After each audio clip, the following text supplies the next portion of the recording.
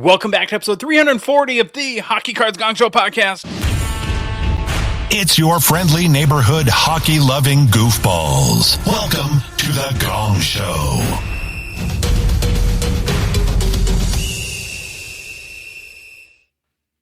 Hello, gentlemen. How are we?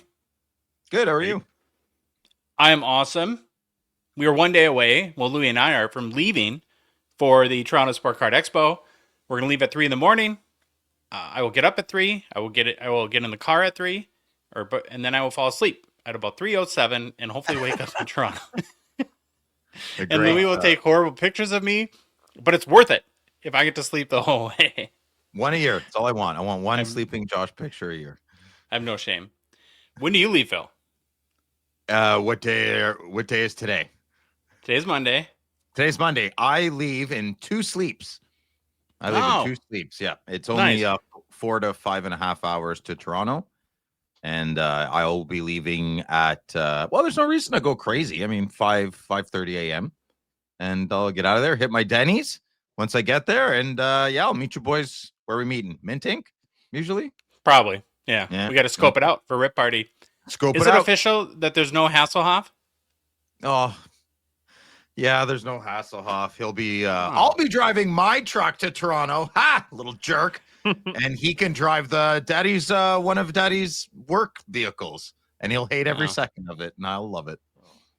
Is he the type that would throw a party at your house while you're gone? Not a chance. No, okay. I raised a good boy. Yeah, he'll go to your house for the party, but he'll leave before the police come. Yeah. All right. Yeah, he's an observer. You know what I got to do last night? If it's what you told Louis, no, I'm good. That's illegal. I got to go to a really fun night at Baba Louie's house. He had a little wild viewing watch party. Our team won. He had great food, good company. Tori from our Discord was there. It was awesome. Was Troy Iverson there? He was supposed to be, but sometimes Troy commits to things in a way where you know he's not going to come. Troy didn't go to the party? Louis! Oh my, well, you don't invite him next time. Anti-invite him. No, you gotta always invite him, even though you know the answer. Iverson, I am disappointed in you. He'll either give you like a hard yes, here's where I'm coming, or he'll say, I think I can make it, but I might be late, and then 100% means he's not coming. What, another Oasis concert I didn't hear about, or what's going on there? He was coaching his kid, I think. Please, the kids again? Oh, God. Stop with the children. Today's show is really good and really fun. I'm really excited for Get to Know Your Hall of Famers. So I want to roll through the announcements. We are officially in Rip Party Week. It's happening this week. We hope you'll join us this Friday night on the Gong Show YouTube channel starting at 8 p.m. Eastern Standard Time.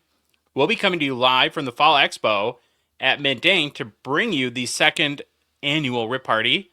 It's our event where the whole goal is just to get back to the hobby.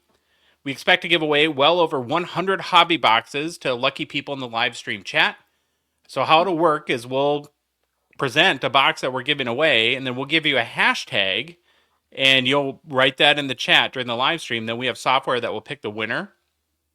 From that point, one of our breakers will open the box live on the stream so that everyone can see, and then we'll send you the hits. We'll also be doing a fundraising drive to benefit Mackenzie Health Foundation. And really, the best part about this whole event is the whole hobby has come together to make it possible. We're still getting people donating boxes, and we had Mike Fleury donate a box of Ultimate. He called that Mint Inc. And so it could be a Shield, could be the Gretzky, never know. In their Doghouse, our friend just donated a box of Panini Zenith from, I think, the early to mid 2000s. So that'll be a fun box to open, and just tons of great stuff, and can't wait for that. And then we have another official sponsor joining it. Our good friend Felix Potvin Collector, a.k.a. Anthony, has stepped up to help us financially support the event. It is not a cheap thing to do, and we're a small, poor podcast. So Anthony's bona fide, though. Attaboy. Yeah, he's a great human being. He's a suitor. Yeah, he's a friend. And so I'm really thankful for him and for his friendship, and then also for helping us to make the event possible. So cannot wait. Bookmark it. Hope to see the chat alive on Rip Party. We will have moderators this year in the chat too. Our boy Evan, who's our Discord manager, we've already got him hooked up. And Evan comes from the military. And don't he mess runs around in there. He won't just kick you out. He'll find you. He'll find you, and he'll make sure you get a bad canker sore that week. So if somebody's like drunk or doing something stupid, you're out. Sorry. Yeah. You know, Done. that's the way we're going to do it. Okay, Reloaded. So starting on Thursday, you can get your 2025 Fall Expo exclusive boxes of Gongshow Reloaded exclusively at the AMG booth at the Sport Card Expo. It's booth 2610. I believe it's sort of by PSA. Wonder why? Oh yeah. Yeah. Right there. You tell them the booth numbers. Yeah. Yeah. Right there. I don't even know why booths have booth numbers. They don't. I know. It's ridiculous. Yeah. Well, they should have like mailboxes then where you can see. No, the house just number. look. I can guarantee you, just look by the PSA. Look from the sky for the PSA. Sherry doesn't want to be far from her Brad, right? So, AMG is not far from PSA. Go find the PSA, and the AMG's around there somewhere. Schmoopy, find Schmoopy, right? Schmoopy. If you haven't checked it out, there's the complete checklist is available right now on hockeychecklist.com. 65 of the 100 cards have the exact images that are in the release. Going forward, 100% of the cards will have exact images. I've explained this before, but we came up with the idea of images before we had after we had taken all the photos of the cards and had shipped them away. And so only don't have them all this time, but going forward we absolutely will. And just like with their Founders Edition, there's no junk, so there's no sticker autos. All non-rookie memorabilia is game used. No skunks, so we've raised the traditional floor on a repack. And honestly, despite the value of the cards, like our main consideration with this product is, because again, in a repack, to have a chase, you have to have a ceiling and a floor. And we want to make sure that any card on the floor is a cool card. And, if it's worth on the bottom end of the value scale, like, is it still a card that you would appreciate or be a good trader, as Phil likes to say, or maybe even fit into your PC? And then 100% transparency. So we don't box the cards. We don't open the cards. We have no idea what card is in any box. We published the complete checklist. We're starting to add exact photos, and we're just trying to do it the right way. The boxes will cost $325 CAD, and there'll be we'll be there a bunch to help pick up maybe a lucky box and maybe watch you open it, since we don't get to open it ourselves.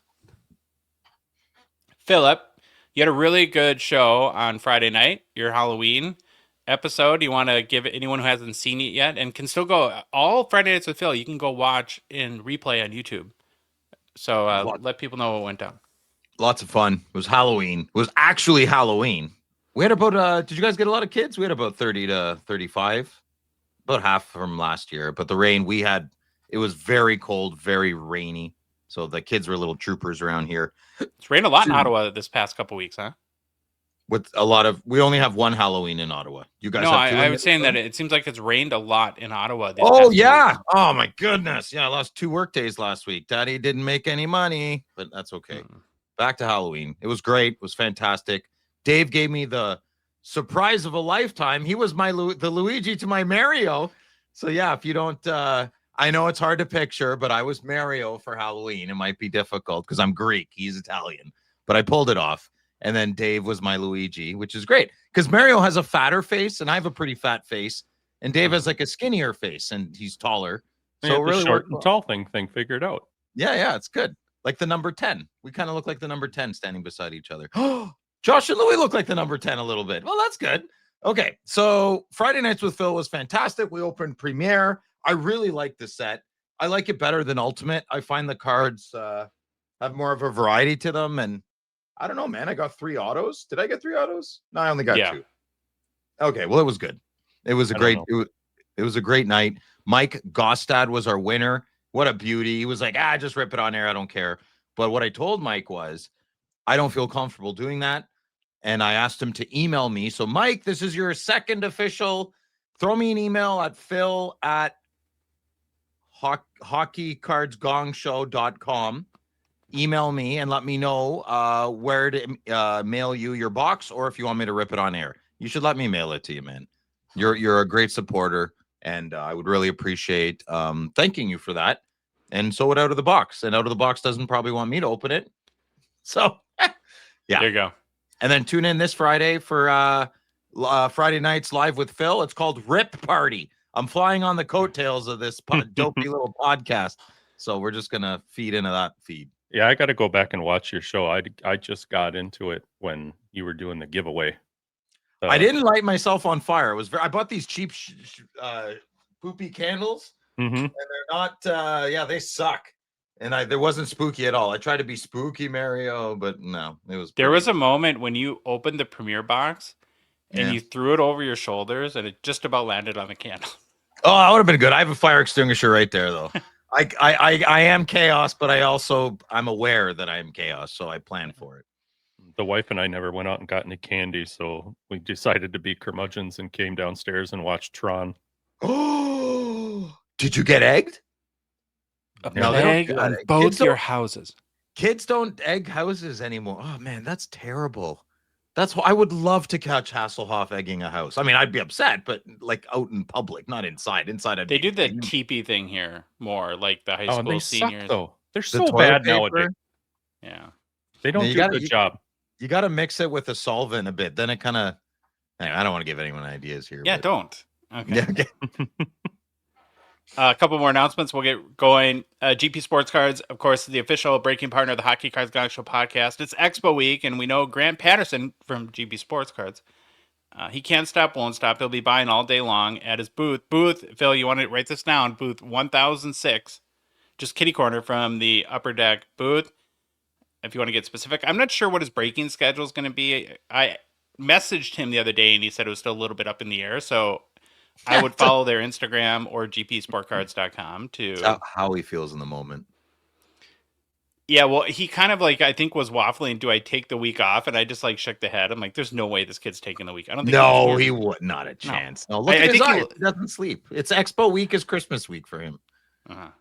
Now his booth is pretty ginormous. So is he kitty corner from upper deck, or is upper deck kitty corner from? Oh, good question. Yeah, well, what is that's kitty one of those corner life again? mysteries. Is it to the left or to the right? Either way. Yes. Just like diagonally. It's kind of over there. Oh, okay. But it could be that way. Okay.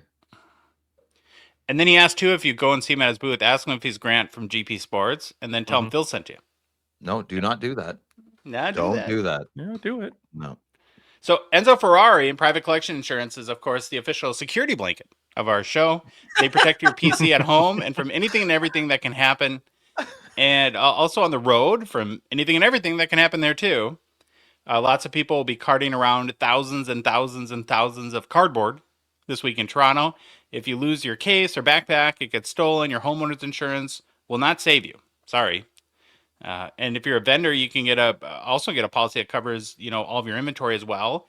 And I think like what we're learning in particular from Enzo is these policies are very flexible. So if you're a vendor and you take in 5 big cards, they're covered.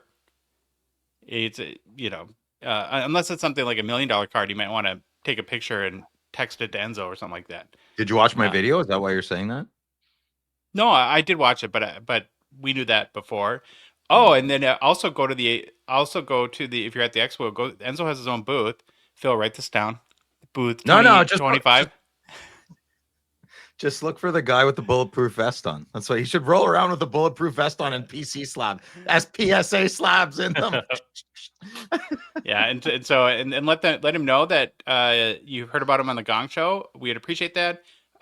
If you could also schedule time if you're not at the Expo to meet with him and chat about your collection and what it would cost to cover it.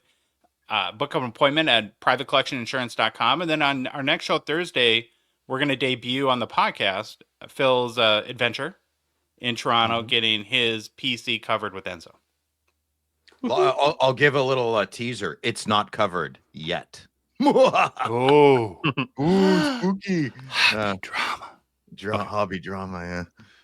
Lastly, but not leastly, you can support our show. The Gong Show is a Patreon podcast, which means we rely on the support of listeners and watchers and anyone else. Even if you don't listen or watch, we'll take your support. You can support. I need to buy a seismic gold Crosby. Let's get going here. Eh? Josh said I Support can't have any pennies on the dollar until certain things happen, and this is one of them. Support our addiction to cardboard. You can do it as little as $5 a month. Be one of the first 999 supporters of our show, Future Watch Gonger. You get access to our Discord. In there, you can make friends and chat. We were just with Tori at Louis' house, and he's staying in a house at the Expo. He calls it the Chateau JV Junior Varsity or something like that. Mm-hmm. And he's staying with a couple guys from Discord he's never met. Are they bringing ballet dancers? I don't bringing. think so. No, okay. Well, then that's not a varsity I want to be a part of. Well, it's a JV. It's JV. So. Oh, junior varsity. Okay. Well, I want to do a senior varsity. That'd be fun. You can get your own house and do that. Maybe I will. You get access in Discord to Behind the Bench. We get to see Neil in a couple days. Mm-hmm. That's better amazing. Bring his broom. It's gonna be so nice not having to pick up after ourselves. I know. Is he doing Behind the Bench this week, or is he not for Expo? He'll tell me tomorrow, 10 minutes before I go to bed, that I did a show. We should knight him with the brooms, and then I knight the mom of Expo. Yeah, Sir Neil of Expo, of Chateau Expo, of Expo Momery. There we go. They're doing a scavenger hunt. They're gonna bring back 5K challenge on their own. We were too lazy to do it this year, but this community, they're just better than we are. So they're going to do that. If you want to support us, go to our website, hockeycardsgongshow.com, click on the Become a Patron link at the top of the page, or go to Patreon directly, patreon.com, search for Hockey Cards Gong Show. There is a link right now in the description, both YouTube and podcast apps, and in our Instagram and TikTok profile, too. We got a big game plan today, Babaloo. You want to roll through it? Time to roll. Starting off with get to know your Hall of Famers. After that, it's Who's Hot? And the Struggle Bus. After that, we get into crazy sales of the month. Josh put another great, I don't know what you want to call it, section together. Let's just go with that. Ooh, I love hobby polls. After that, then it's hobby news. And then we have an interview. It's the Fall Expo preview with Mikey Singer. After that, new product releases. Could be big. Maybe not big to some, but we got something coming out at the Expo. Then it's the Gongshow Mailbag with Philip Marsh. Then personal pickups. You're doxing me. What'd I do? You doxed me. Why? What if I have a crazy girl out there? She's like, I just want them all to myself.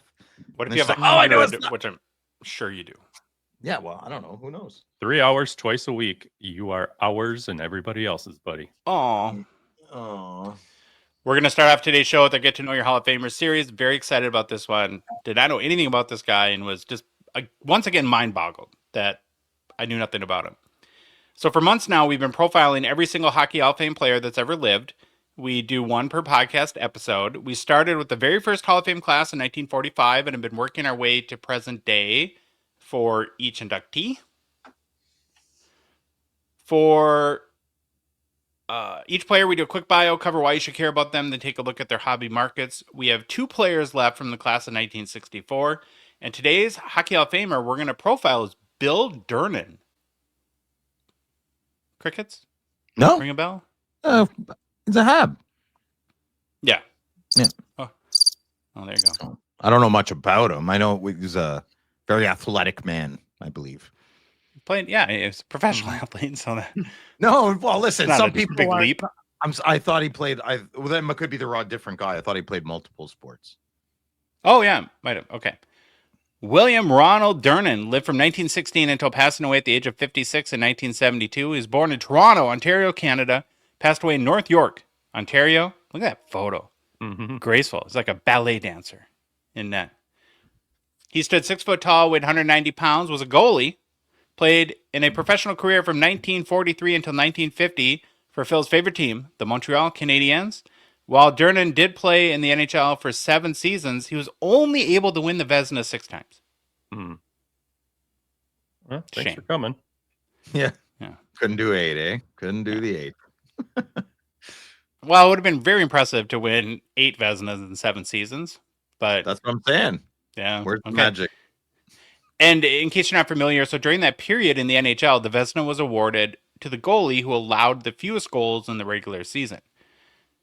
During his 7-year career, though, Durnan also won the Stanley Cup twice, was a 6-time first NHL All-Star team selection, retired from the NHL in 1950, citing the stress of playing professional hockey, and then passed away in 1972 from kidney failure. He's playing for the Canadians. Get traded, and stress goes down. Fair. Yeah, retired at the height of his career, essentially. So why should you care about Bill Durnan? Bill Durnan was born in Toronto on January 22nd, 1916, and unlike most future NHL legends, he didn't make his debut until the age of 27.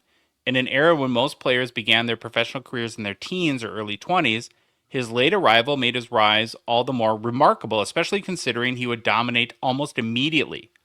Before joining the NHL, Durnan honed his craft in senior amateur hockey. He backstopped the Kirkland Lake Blue Devils to the 1940 Allen Cup Championship, Canada's top amateur trophy, where his calm, technical style and steady hands drew national attention and interest of NHL scouts.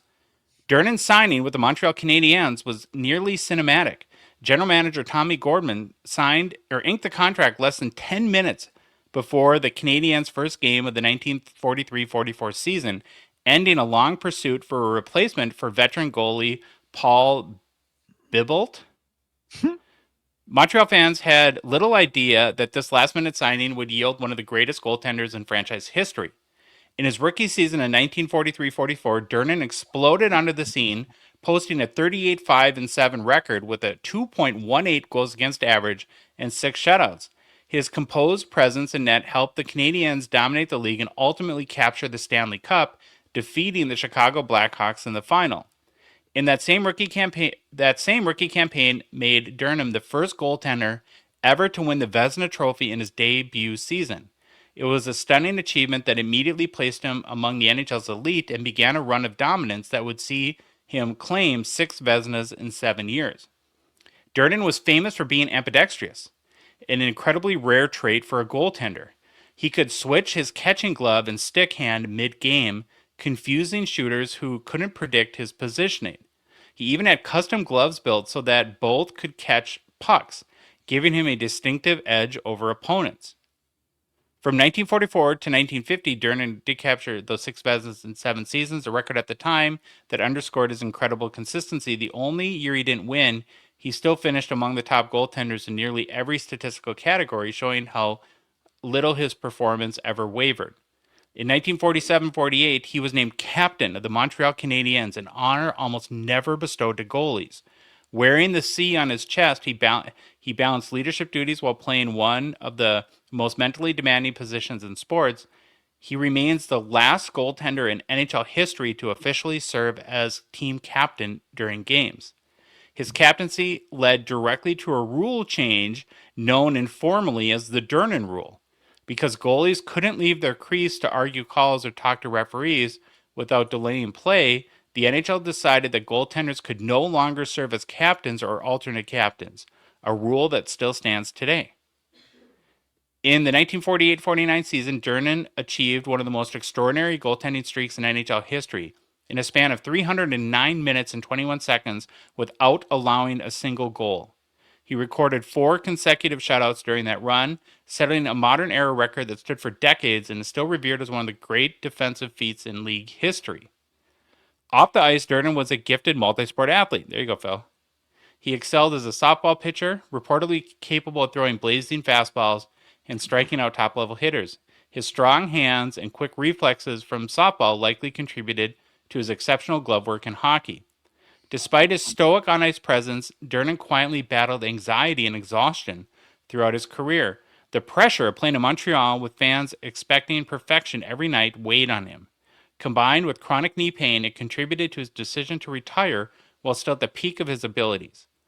After the 1949-50 season, Durnan stepped away from the game at only 34 years old. Even in his final year, he posted elite numbers, including a 2.57 goals against average, proving that his retirement came not from decline, but from a sense he had given everything he could to the sport. Over just 7 NHL seasons, Durnan played in 383 regular season games, earning 208 wins, 112 losses, 62 ties, 34 shutouts, and a 2.36 career goals against average. Those numbers place him among the greatest short career goaltenders ever. His dominance compressed into an era of smaller nets, no masks, and minimal defensive systems. In 1964, Bill Durnan was inducted into the Hockey Hall of Fame, and in 2017, he was named one of the NHL's 100 greatest players of all time. His unique combination of ambidextrity, leadership skill, and humility left a permanent mark on hockey history, ensuring his place among legends who defined the Montreal Canadiens dynasty years. If you told me at least I would recognize every name in the top 100 NHL players of all time, I'd say, yeah, for sure. Oh, I guess I mean, I would recognize Bill Durnan, but I knew very little about him. I don't know anything hockey related about him. I knew he played another sport. The baseball thing is probably where I caught it along the way. What an amazing, accomplished career, and nobody knows who this guy is. Nobody. Yeah, how many crazy good goaltenders have the Canadiens had? I mean, 7 Vezinas, and he's not even a Frenchman. He's a Ontario boy. That's crazy. Maybe that's why they don't like their Ontario last names. Yeah, I put my Quebec license plates on my truck when I go see the family. Yeah, I love learning about these guys, but every time I'm just like, how dumb am I?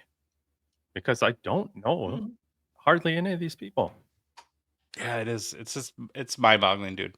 Well, and it's here's very it's humbling. It's like, Mhm. I know my hockey, especially my old hockey. Yeah, no, it's very humbling.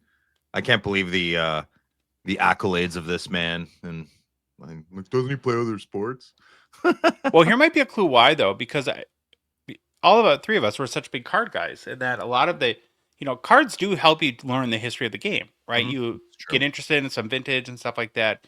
Well, here's the thing about Bill Durnan. There's no playing days hockey cards from his entire career. Nothing. No, there's the photo. Again, this is the whole 1940s. Not even Cardophilium? Yeah, but I'm saying playing days, like real hockey cards. Oh, yeah, I'm sorry, playing days. You are correct. So you do have the photos, strip cards, the Beehive photos, the Quaker Oats photos, postcards, etc. But again, as he retired in 1950, that means he wouldn't have made it in the 1951 Parker set. Interestingly, though, yes, there is Cardophilium. We'll get to that in a minute. But in 1955, which was after his retirement, Parker's did include him in what maybe be the first insert set ever. They did an old-time OTG, old-time great set. And they did include a card there. And this PSA 9 is the highest seller. And so what is this? 8 years ago, sold for $5,400. So there are people out there that understand how good this guy was. And I mean, think about that. So, and some people even label this as his rookie card, which I think can't happen after you retire. No, that's the old goalie stance is such an opposite spectrum. Like a good mean goalie getting ready for a slap shot. That's like a ferocious looking moment of defense. It almost looks like an attack in a weird way, right? That beautiful goalie pose. And then you have this, and you have this. Huh? It's not the most flattering, manliest of photos, right? It's kind of funny. And then I could find only one more card, and that is Phil, the 1950 or 1985 Cardophilium. And we're looking at the PSA 10, which had a high sale of $120 in June of 2023. I think that's the most expensive sale I've ever seen on a Cardophilium card. It's all in here. What is this? This looks like a book. Uh-oh. Cardophilium book. No cards. No, it's cards. It's cards. Is it a binder? No, he just taped it all. It's all taped. It's 3 rows. It's like a binder sleeve. Yeah. But it's all. I hope he didn't tape them together. That'd be bad. Me too. Well, that boy's your Hockey Hall of Famer, Bill Durnan. Put your cards down, Phil. I'm putting them away. Playtime's over. So I have PTSD from the comments like that. Today, now we're going to move on to week 3 already of Who's Hot in the Struggle Bus. It's where we each pick a player to highlight that's been playing very well as of late and see if they're getting, maybe a hobby bump as a result. And then we each send a player to their seat on the world famous Struggle Bus. I'll get rolling on today's show with Who's Hot. So I've been tough on the kid, but I got to give credit where credit's due. I picked Connor Bedard for Who's Hot. Over the past week, he's played in 4 games and scored 4 goals and added 4 assists for 8 points. So that's, I think, the type of performance that all the Bedsy collectors and, well, probably mostly investors, let's be honest, want to see. Yeah. On the season now, Bedard has 6 goals, 9 assists for 15 points. in, I think, 12 games played, that is. He's a +5 over the past month, too, which is pretty good. And the still just 20-year-old seems to have taken a step forward, which is awesome to see. Now, remember, in year 2, he put up 23 goals and 67 points. His very early pace this year, based on 12 games played, is 40 goals and 102 points. Well, I mean, we'll see if he can keep that up, but that would be pretty amazing. So I was looking into some evidence or reasons as to, why he's now made the jump, and found a bunch about his summer off-season training program and how much he worked on. We at the time in the World Juniors when we thought he didn't get invited, but he really turned it down. And I guess that was to put a laser light focus on his skating, that he realized he wasn't fast enough. And I found from a few days ago a great article that used that NHL Edge advanced analytics program and had measured his skating through the first 11 games of the year. And it is factually, he's faster. No kidding. And he's taken a big jump. Do you have the graphic, Louis? Yep. So if you look at, while his max skating speed has been fairly consistent over his first 3 years, it's the speed bursts where he's taken a huge leap forward. So again, through 11 games, he's now in the 92nd percentile for 22 plus mile an hour bursts. He already has more than this year than he's had in his entire career before this season. In the 97th percentile for 20 to 22 mile bursts, well on pace to be his best season by a wide margin. And in the 98th percentile in 18 to 20 mile per hour bursts, again, an improvement over his previous 2 years. And I think, like Joel, the coaching staff had talked about him needing to play at a quicker pace. That's the term that they had been using, and it looks like he's doing that this year. And so, writers and scouts and all from even like the eye test have said he's faster. It's dynamic, good, explosive. And then that's been the big knock on him.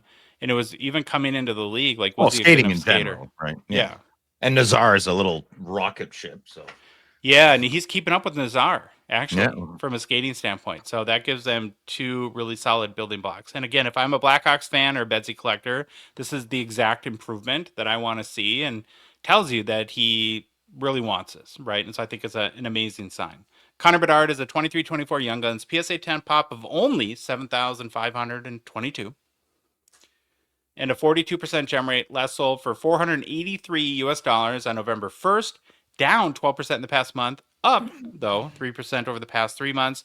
And then looking at his 52-week high and low, on the high end, in the last year, his Young Guns PSA 10 has sold for $768. On the low end, $405.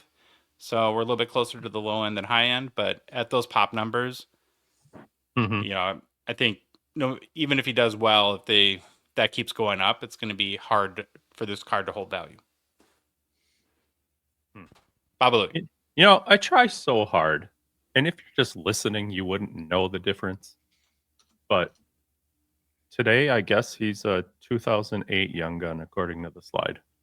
Oh. Everything else is right, but no he's one older than we thought. They all did now, but no one did before.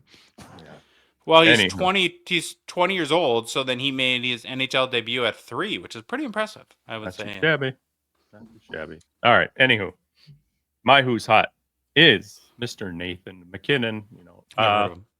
Me neither, but back in business for Colorado. And even early in this year, he's already showing everybody exactly why he's considered one of the best players. Through 13 games, he's sitting at 10 goals, 9 assists, 19 points, and is already up there at a +10.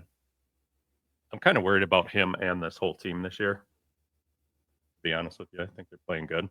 And this really guy good. He has no quit in him. One of the bigger things I've seen out of him is just his workload. He's averaging, this is huge right now, over 21 minutes of ice time a game. It's got good load management. Yes. Okay.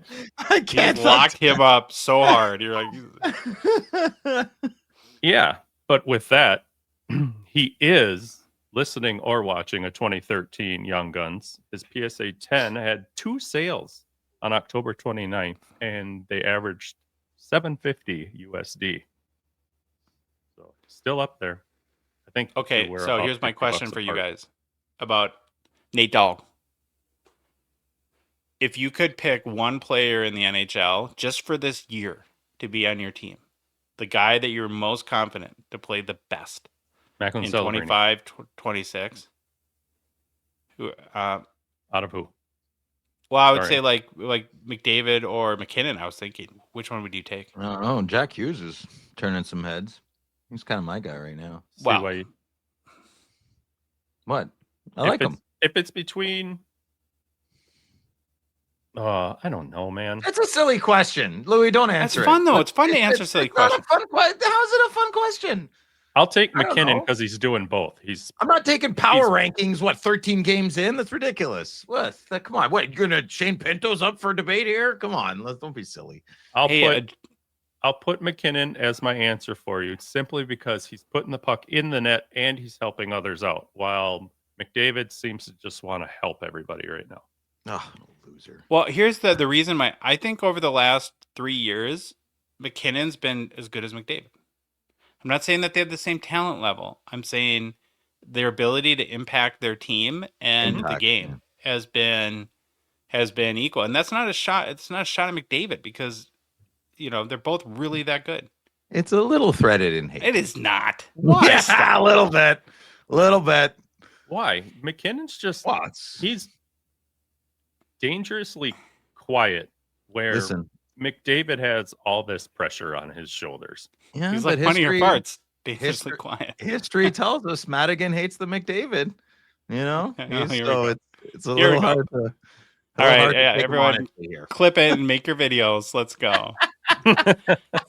It's more about no. It's more about how I think McKinnon's been underappreciated, and honestly, I do agree. I do agree. Nathan McKinnon is very happy he's Canadian. All right, my pick, Brian Bellows, illegitimate child, Cole Caulfield. I'm telling you, they look the same. A little bit of Vincent Danfus in there. Who knows? Maybe they jumped on a train at some point. Who knows? On October 28th, against, I think it was Seattle, Caulfield scored 2 goals in that game. And one of those goals was an overtime winner. And what did that overtime winner do? It set a Montreal Canadiens overtime franchise record for the most overtime goals by a Canadiens player, which is Cole Caulfield. But he's American. So it's interesting. Fun fact for that. Yeah, I know. Eh? Crazy. So he's demonstrating some excellent clutch behavior, stepping up in overtime. He has those big moments, and he's not just accumulating stats. He knows when to score and how to score those goals. He's getting national attention. Suzuki called him Mr. Overtime. His ability to score when it counts in tight games, it's giving you a good narrative of he might be that rising superstar Josh doesn't think he'll be, but I'm starting to think so. I've been the biggest Caulfield supporter. So do you think that when he strolls in the locker room, that what does Suzuki shout out? Hey, Mr. Overtime. Yeah. Hey, Mr. Overtime. Hi. Calling him do their secret handshake. They tickle with the fingers. I don't know. I'm not as stats driven as you boys on this one. So let's go right to the cards. Cole Caulfield is a 21-22 Young Guns with a PSA 10 pop count of 3,725. His last one sold for $185 on October 30th. That's up 35% in the past month, and it's up 42% in the past 3 months. So she's trending. She's going up slowly but surely, which is, well, that's not really slow. That's pretty high. But tread lightly. It's the beginning of the year. There's lots of these cards. You'll definitely get one around Christmas for probably maybe a little after Christmas, a little less than that. But yeah. All right, that's my pick for this week. Can I ask you a question that I assume I'm going to regret almost immediately? Yeah, sure. Thanks. I often hear you say, and I'm gonna make the assumption that you sort of represent the mindset of Canadians. Sorry, Canada. Well, you got no other choice. Where you'll say that like Caulfield sets a Montreal overtime record, and he's not even Canadian; he's American. Yeah. Which the whole idea of that is foreign, I guess, pardon the pun, because we never think of that in American terms. Like we would never say so and so sets the Dallas Stars overtime goals record, and he's not even an American. So it seems like the national pride when it comes to the Canadiens and probably the Maple Leafs in particular, that it's very important to people in your country that the franchise leaders are people Canadian. born in Canada. I have never really thought about that. I was originally going to respond and say, no, I think I was just making a play on words that the Montreal Canadiens, it's funny that he's American. But then Okay. You gave receipts to your argument. And I think you're right. Yeah, I think it's been as being born in Montreal at the General 1981. I think it's been threaded into my childhood and NHL fanaticism that French goalies should play in Montreal only. And you know, like I don't know. You did it like, for the Bill Durnan thing too, but it was a Canadian on Canadian. I didn't mean to. Yeah, it's been I don't know. That's interesting that you brought that up. Yeah, I guess that's interesting. We need a psychiatrist on the show. She can explain it better. Yeah. I am Phil's proud. demand. I am proud to be proud of Canadian things. You Good. know, like I the like Montreal Canadiens are to me the most, even including the Yankees, they're the most storied franchise in all of sports to me. And I'm very proud that that's a Canadian thing. You know, even though I'm a Sens fan, I love that. Yeah. All right. Well, thank you. That clears it up.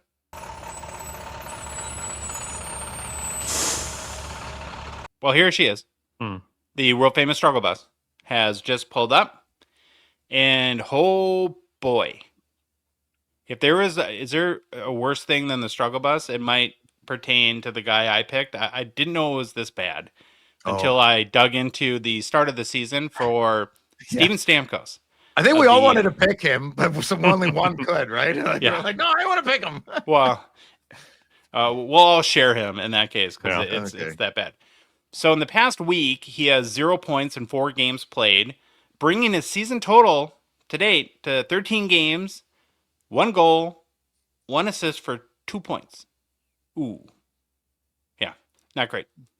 With a start like that, you certainly do get a ride on the struggle bus. He's averaging 17 minutes, 30 seconds time on ice, and his time on ice has not been this low since his rookie year in 2008, 2009. Like in the height of his career, he was playing almost like 22 and a half minutes. Yeah. And as a result, the trade rumors be a swirling right now, with reports that Vancouver in particular is very interested in acquiring Stammer from the Preds. So is it Father Time? Is it the lack of playmakers on Nashville roster that are needed to feed a great goal scorer? So like that's like one of the points defending him is that he had Kucherov. Great goal scorers need somebody to feed them the puck and to give them scoring opportunities, and he does not appear to have that to the degree, or in Nashville to the degree he did in Tampa Bay. And Stamkos is a great goal scorer. He's just 17 goals away from 600 in his career, and 25 games away from 1,200 games. So I don't know what you guys think, but maybe at this point, it just has not gone well his entire time in Nashville, and maybe a fresh start for him and the Predators would be a good thing. Tough to see a guy like Stamkos struggle this much. Oh, it's not normal, you know? Yeah. I thought I was kind of worried my Sens might be like, he just needs a fresh start. No, he did. Well, maybe he does, but I don't want it to be my team. You don't want to take that roll of the dice? No, and I love Stamkos, but I don't need, like, okay, let's say he rejuvenates himself. Let's say he gets Crosby'd. Come on, that's Crosby's one in a million. Same with kind of Ovechkin.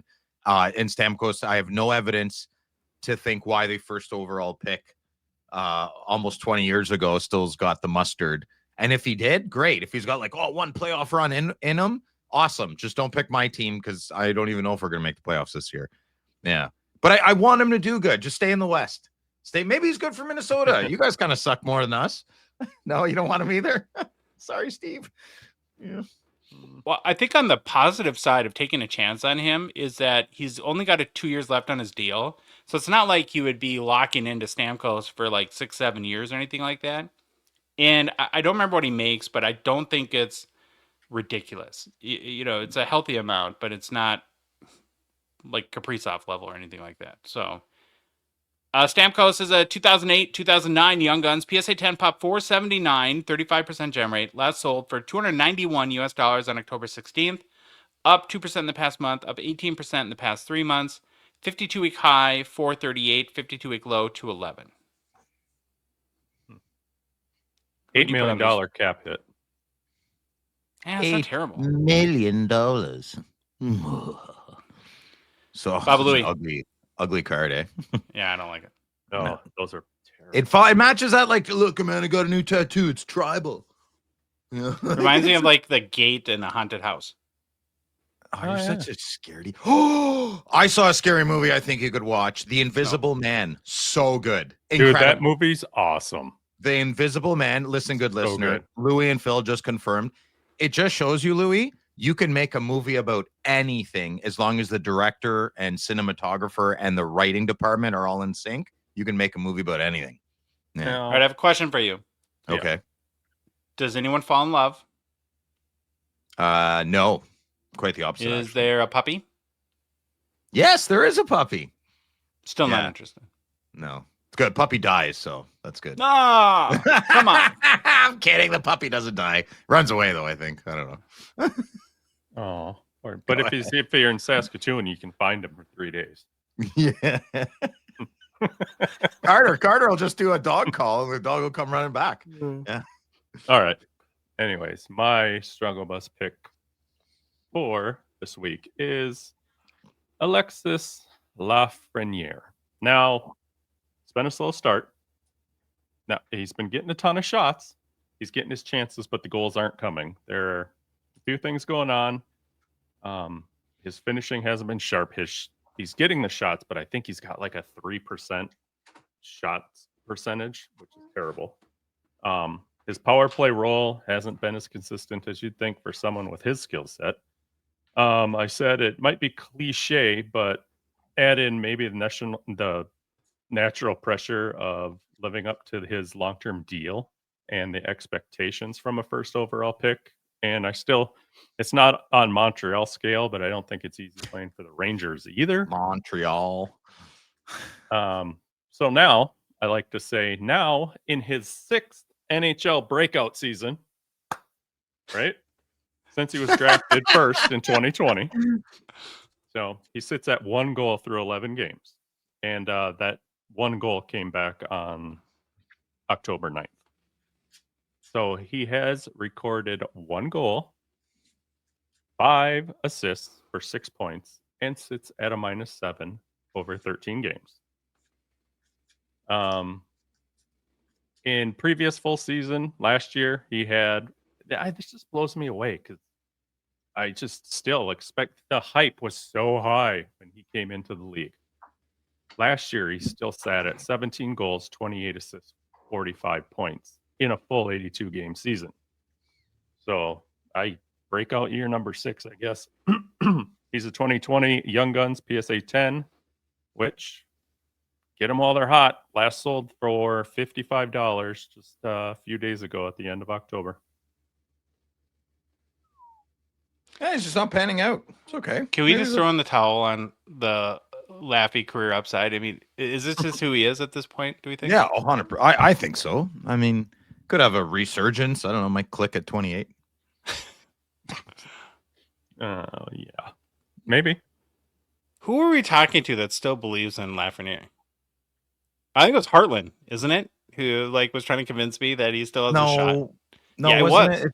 It was. Yeah. He's probably friends with his dad or something. He's like, he's a good kid. He's got a chance. I'm like, okay, well, just it's probably a connection. People are gonna get mad at me, but I'm. This is where I'm most convicted that we're in year 6, and yeah, crickets. That's when you should have played the crickets. That would have been. Hey, Louis, go back to your photo of him. You guys, no. Here's my impression. Okay. There you go. Good list. All right, Phil, who do you put on the struggle list? All right. I went very cheap, very unfair, but I'm doing it. I don't care. Yeah.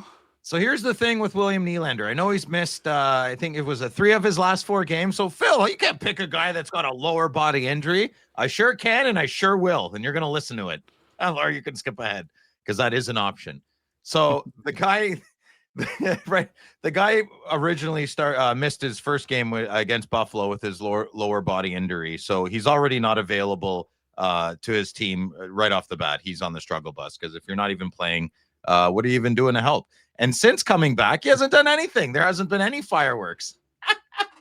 He's got 15 points in 9 games. Doesn't matter. Those were the first games. Even his coach, Craig Berube, called him out publicly and said, we need him to shoot more. He needs to attack more. When your own coach is practically begging you to shoot, that's not a good sign, Tim Stutzel. So to make or when it's Craig Berube being critical, that he's just being Craig Berube. He's such a villain, eh? He's like the perfect villain. He's got the eyebrows for it. I love him. To make matters worse, though, even his own goalie chirped him after that overtime loss to Seattle, saying his defensive slip cost him team points. I mean, I guess he kind of went off on a few people, but when your own goalie's talking about you in post-game interviews, you know your vibes aren't great. But look, listen, Nylander's the best player on that team. I would trade Stutzel for Nylander 1-for-1 in a heartbeat, you know? So, yeah, he's talented. He's putting up points overall, and I am picking on him. He's injured. He's not even playing right now. But I had to pick someone, so I'm picking a blue team member. Yeah, so he's a 2016-17 Young Guns PSA 10 pop count of 1,756 delusional card owners, and that is a 62% gem rate. And the last one sold for $203 American dollars on November 2nd. It's been flat over the past month because nobody is buying or selling him. I think the Leafs as a whole, people are a bit confused if they're not going to do good or if they're going to do a little bit good. I don't think they're doing that good right now. Kind of sucking like my sins. So for week 3 and Who's Hot, we had Connor Bedard, Nathan McKinnon, and Cole Caulfield. And then on the struggle bus, we had Stammer, Steven Stamkos, Laffy, who is what he is, and Willie Nylander. Who's hurt? Who's hurt? And Phil's being petty. Shocking. I don't care. I love it. Oh, he's on the same kind of game plan as McDavid is right now. Just put in a couple goals, but set everybody else up. Seems to work. We're going to try something new. Oh. That, I don't know, I thought was fun. And if people like it, we could do it every month. So, breaking news. It's November. Can't believe that. Holy moly. Crazy hockey card sales. Crazy sales. So, what I did is I just noticed, especially in the last week, there's been some pretty wild sales. And I thought might be fun to see what the hobby thinks is the most crazy sale from October. So what did we do? We did a hobby poll on the old. There it is. If we ever get a studio, we definitely have to put in a poll. Steady. And then we'll put a sign by it Careful. that says the hobby poll. Can we put a barber, you know, those like red, white, and blue barber things? I want to do that. Yeah. And then we could do like a big awning with the flashing lights, like light bulbs. Yeah. Like the Merv Griffin It's not show. a ballet company film. No, dude, I want no desires at my job. No desires. No. That's for the Thank weekend. you. Well, here's the thing. It's the Gong Show. So everything is appropriate. It's the beauty of our name. And B, it's going to be our place. So there you go. And, what I wanted to is that I purposefully left the definition of crazy ambiguous, right? So you can think crazy good, crazy bad, crazy interesting. I just wanted to know. I didn't want to try to pigeonhole one people over the other, but just kind of whatever strikes you as, wow, that's kind of wild that card sold for that much. And so we gave 3 options in the old hobby poll. The first one was the 24-25 Ultimate Collection Macklin Celebrini Will Smith Rookie Tandem Shield out of 2 that sold for $32,714 US by Slab Sharks on October 23rd. And again, for a little context, this is $10,000 US more than the Connor McDavid and Leon Draisaitl Rookie Tandem Shield sold for in June of 2022 at the height of the pandemic, by the way. And there's 2 of them. Yeah, but these 2 get stuff done. The other card, one's just a passenger. Oh. One's doing all the work. Yeah. Wow. Well done, Louis. Well done. Shots fired! Okay. The second option was the 24-25 Upper Deck Connor McDavid Retro Young Guns Gold Outburst 101 Raw that just sold the other day for $57,230 US via eBay on October 30th. The biggest Outburst Gold sale of any kind, any card to date, bigger than any current Young Guns. The Retro McDavid 101. And then the third is the 1954 Topps Gordie Howe SGC 9 that sold for $51,782 US via Heritage on October 24th. Almost double paid for this card than the previous record of any other 1954 Topps Gordie Howe. So that was a PSA 8.5 this past May that sold for $27,631. So this was a giant leap up for a very old card. And we put up in French, we say grand, géant, Grand. géant, géant. Les compétents. Les Voulez-vous coucher avec moi? Fuller's he's gonna soak the bed. I don't want to sleep with Fuller. Well, okay, so I can't ask Louis because he's seen the pictures. Of the three, which do you think the hobby voted for? We had hundreds of votes. It was kind of cool. Okay. So I think the Tandem Shield is what people voted for, but I think it's crazier that Mr. Hockey went for that.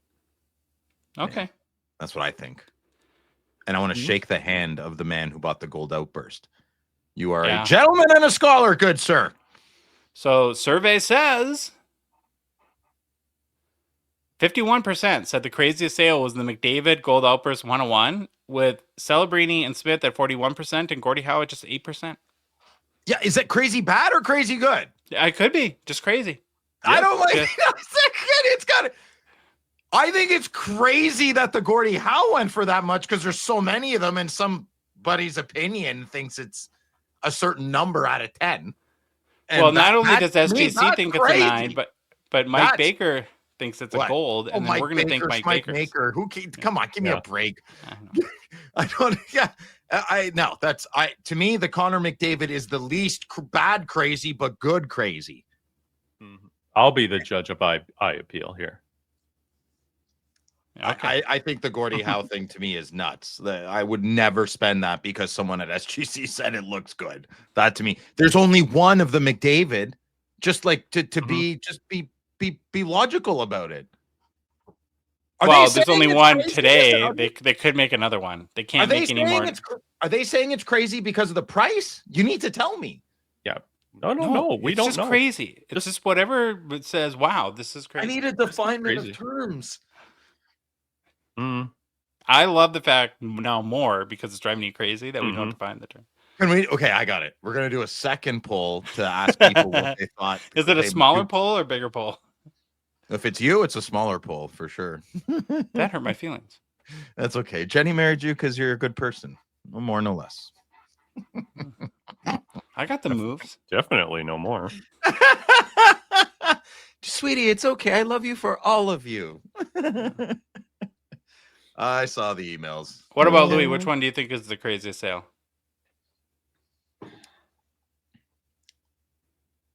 Probably Gordie. Not a boy, Louis. Oh, I think the one that blows my mind is the Celebrini Smith. I'm not surprised by the two modern day cards being 41 and 51%, though. It's just if I would spend 5% of my total worth on that McDavid Gold Outburst if I had it. What? Well, really? They'll just make another one 5 years from now. No, they will not. They will not make another one because the people that have the red outburst have a gang and they don't want that smoke. All the people that have a Connor McDavid red outburst tribute card of that legend will show up in California. Where's the head office? It's in California. San Diego. We'll show up in San Diego. We're going to go to a Padres game and then we're going to throw eggs at the building right in Billy's office. What kind of gang is that? The TLBG that would get well, if you're not in the gang, retribution? Okay. We can't. First rule of the gang is you don't talk about the gang, the non-gang members. Fair. No. So there's the biggest reason, and this just goes to my why I picked that one. So this one got what, $51,782 on the Gordie because somebody said it looks awesome. Get out of here. 2019, the last one sold. These are all 9s for $9,000. Then in 2018, $2,950. Another one for $2,200, $1,900. That's why that one sold. What though if it actually is the nicest representation of that card? Then better crack it and regrade it. Like if probably a 10. if you put the top 25 all in the world, all in a row, and that was one of the top 3s, then yes, that would be worth that much. Yes. Yeah. Do I think that? No. Why? Because Mike Well, have you done the analysis? How do you know? Oh, get out of here. Because I'm Phil Marsh. That's how I know. Just doxed yourself. Well, it's damage has been done. I don't Slab know. Sharks, the Gongshow partner sponsor, thankful for their support of our show. The current Slab Sharks weekly eBay auction is live. They can't stop, won't stop during the Expo. And it's upcoming Thursday night. If you cannot make it to the Expo, you can still pick up some sweet cards in the Slab Sharks auction. And there's a bunch this week. Not quite 10,000, but 8,300 cards available for you to bid on. Not too bad at slabsharks.com. One of them, I wanted to show the picture and I forgot. And I'm kicking myself right now. Can you hear it? What picture? Kicking myself. I'm quick. Sounds this was from a U.S. consigner. There's a ticket stub from the 1972 Stanley Cup Finals. Oh, yeah. With that signed by Bobby Orr. I sent a picture of it to you. Yeah. And I think it was from Game 6 when he had the game-winning goal and won the Conn Smythe. I looked it up, but I forgot. But it is an amazing piece of history. I have no idea what it's worth. I'm not a ticket guy. I never even had considered buying the ticket, and then I saw that, and it's graded PSA something. But it's graded. I don't remember. PSA. We'll get it. There's huge. This is the biggest American Gongshow Slab Sharks ever, isn't it? That's next week, and we'll be back to do the. We'll be back to do the live show, which I'm very excited about there. So is that live show after the Expo of those cards? Yeah. We just my God, like by far. Tease it, tickle. Well, it has like another McDavid Future Watch Auto patch, which is a beautiful card, and then both the most insane Bedard lot that you could imagine. What was there, like 10 Young Guns PSA 10s, Louis? I've never seen a bigger lot. Tons of Cup RPAs, and then other great cards too. It was insane. Louis and I, we're just like kids. We're going through the cards and logging them as part of our duty for the hobby. And I said duty. And we're like, oh my God. And we're just like jumping around like little schoolgirls the whole time. Schoolgirls. Did you dress up like little schoolgirls? Maybe. There, Josh. Probably. Oh, yeah, there it is. Nice. So it's an authentic Auto 10. It's from the May 11th, where he's named the Stanley Cup MVP in 1972. Mm-hmm. What a cool piece of history. Very cool. Would love to have that.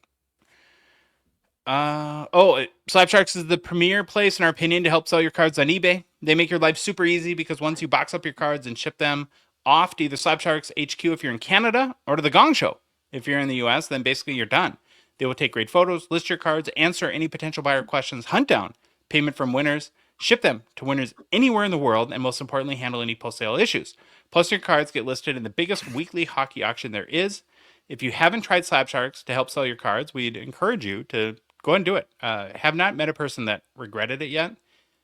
And for complete consignment information, including payout rates, and to get the submission process started today, head to slabsharks.com. Hobby news.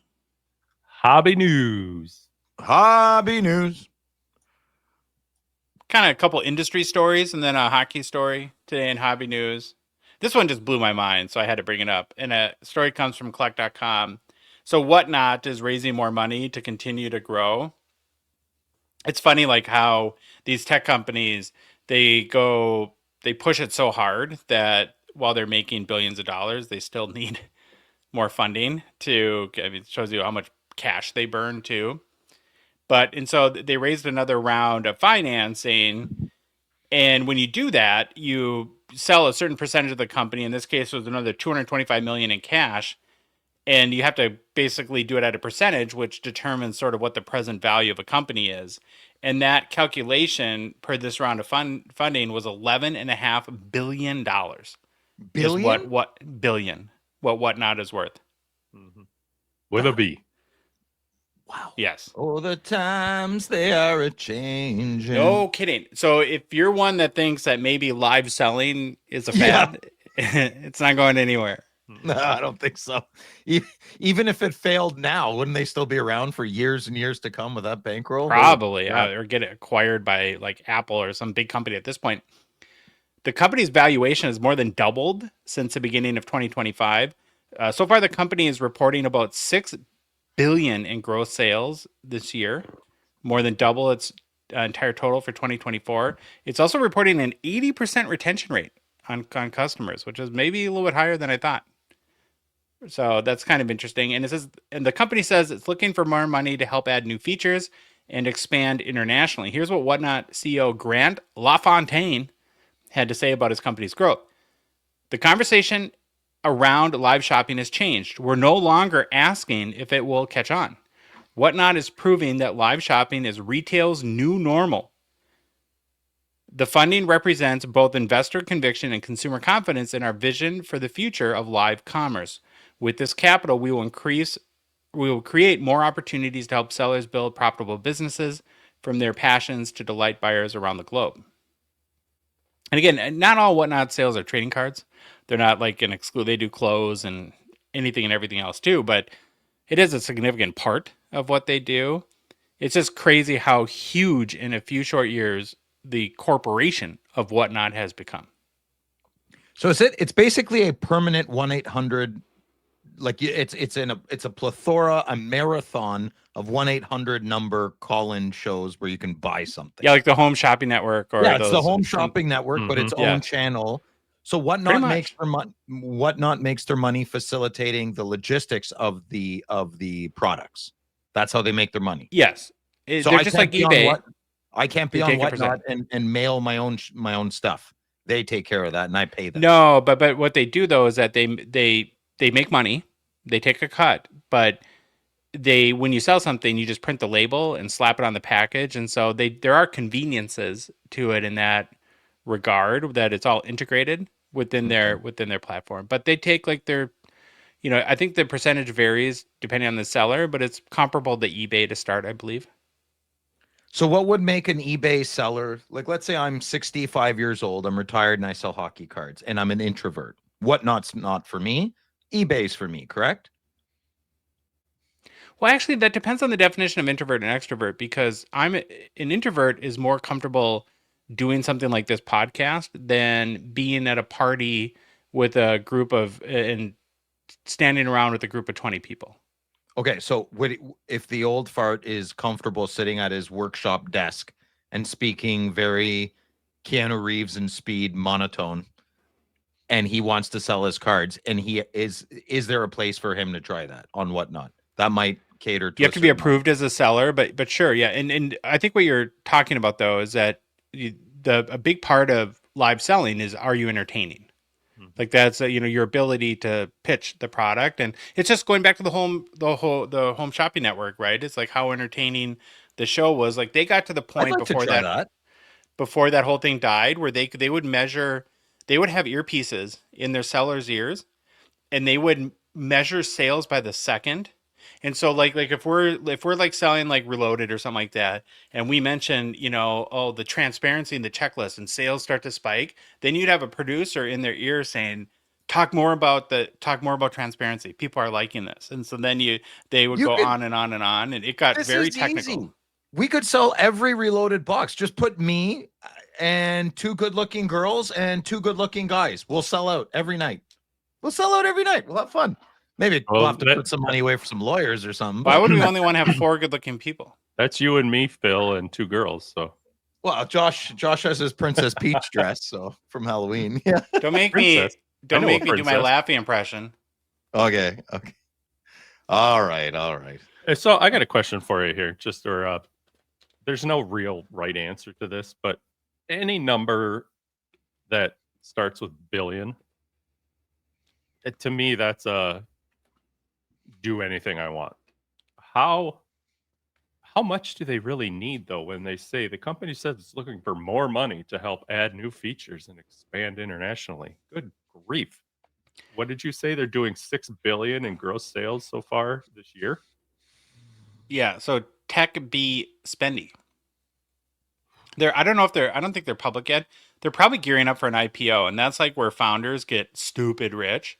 And you got to keep growing to do that. And so you have to put everything back into, I don't think they care to probably make a profit at this point.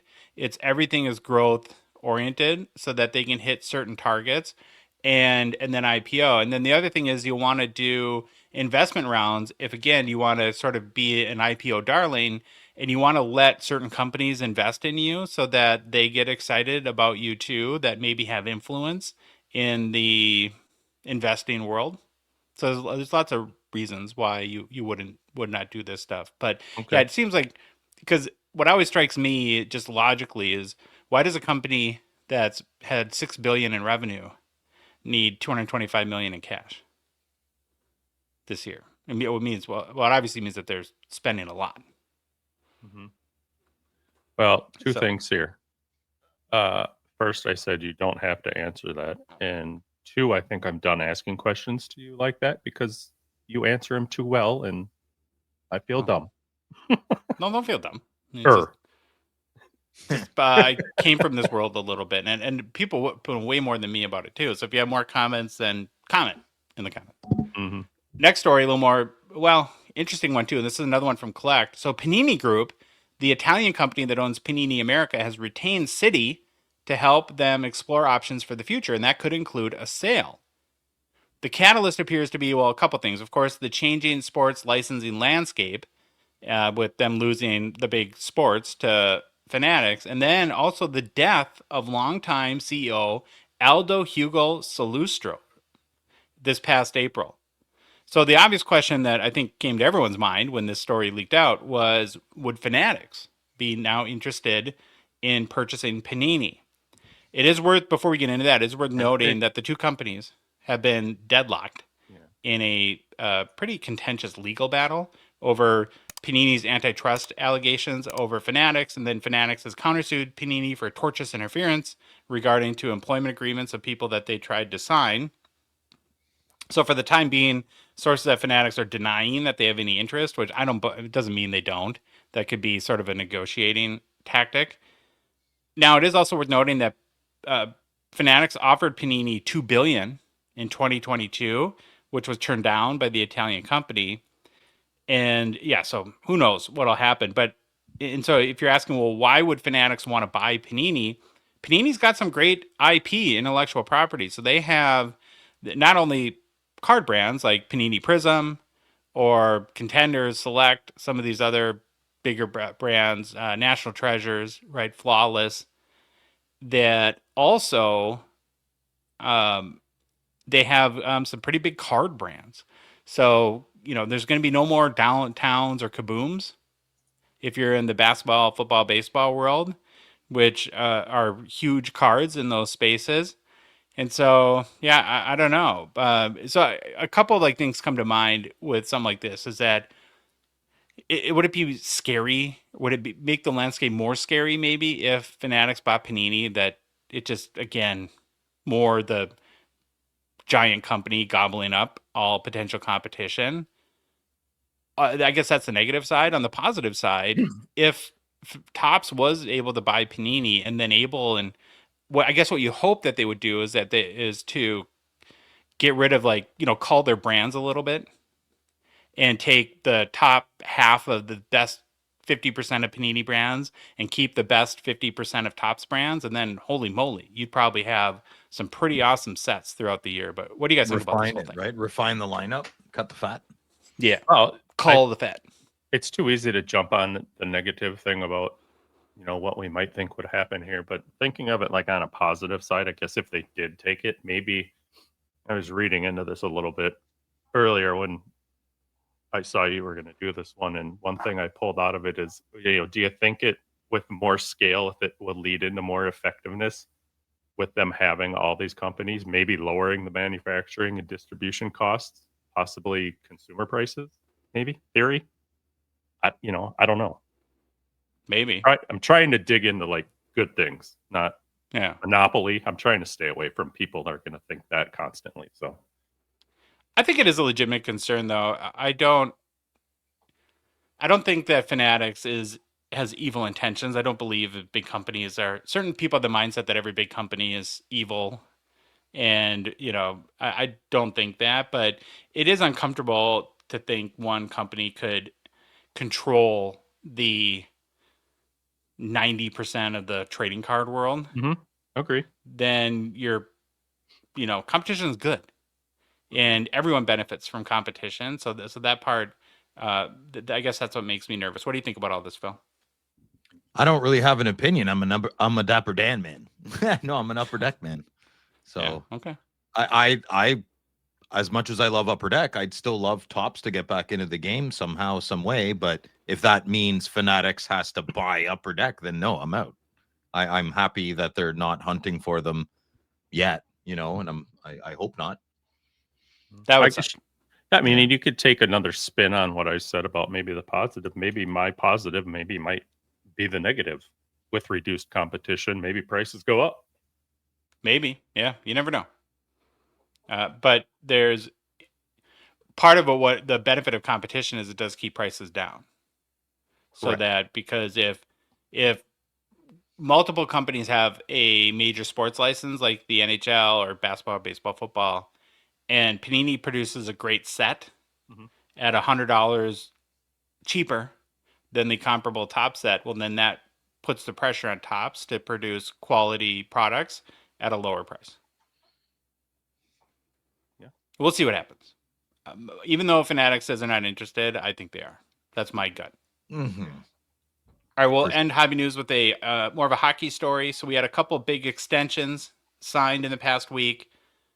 I want to highlight them. Martin Necas, the player that Colorado basically traded away Mikko Rantanen for, signed a new deal. And since the trade, Necas has been pretty good.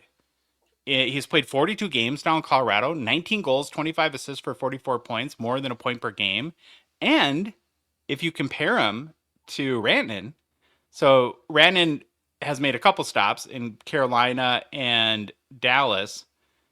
He's played 44 games total, 11 goals, 25 assists for 36 points. So actually, Necas has been more productive. I'm not saying he's a better all-around player, but he's been on a points level, has been more productive than Rantanen. And I guess the reward for Necas is an 8-year extension with the Avs. He's still only 26 years old.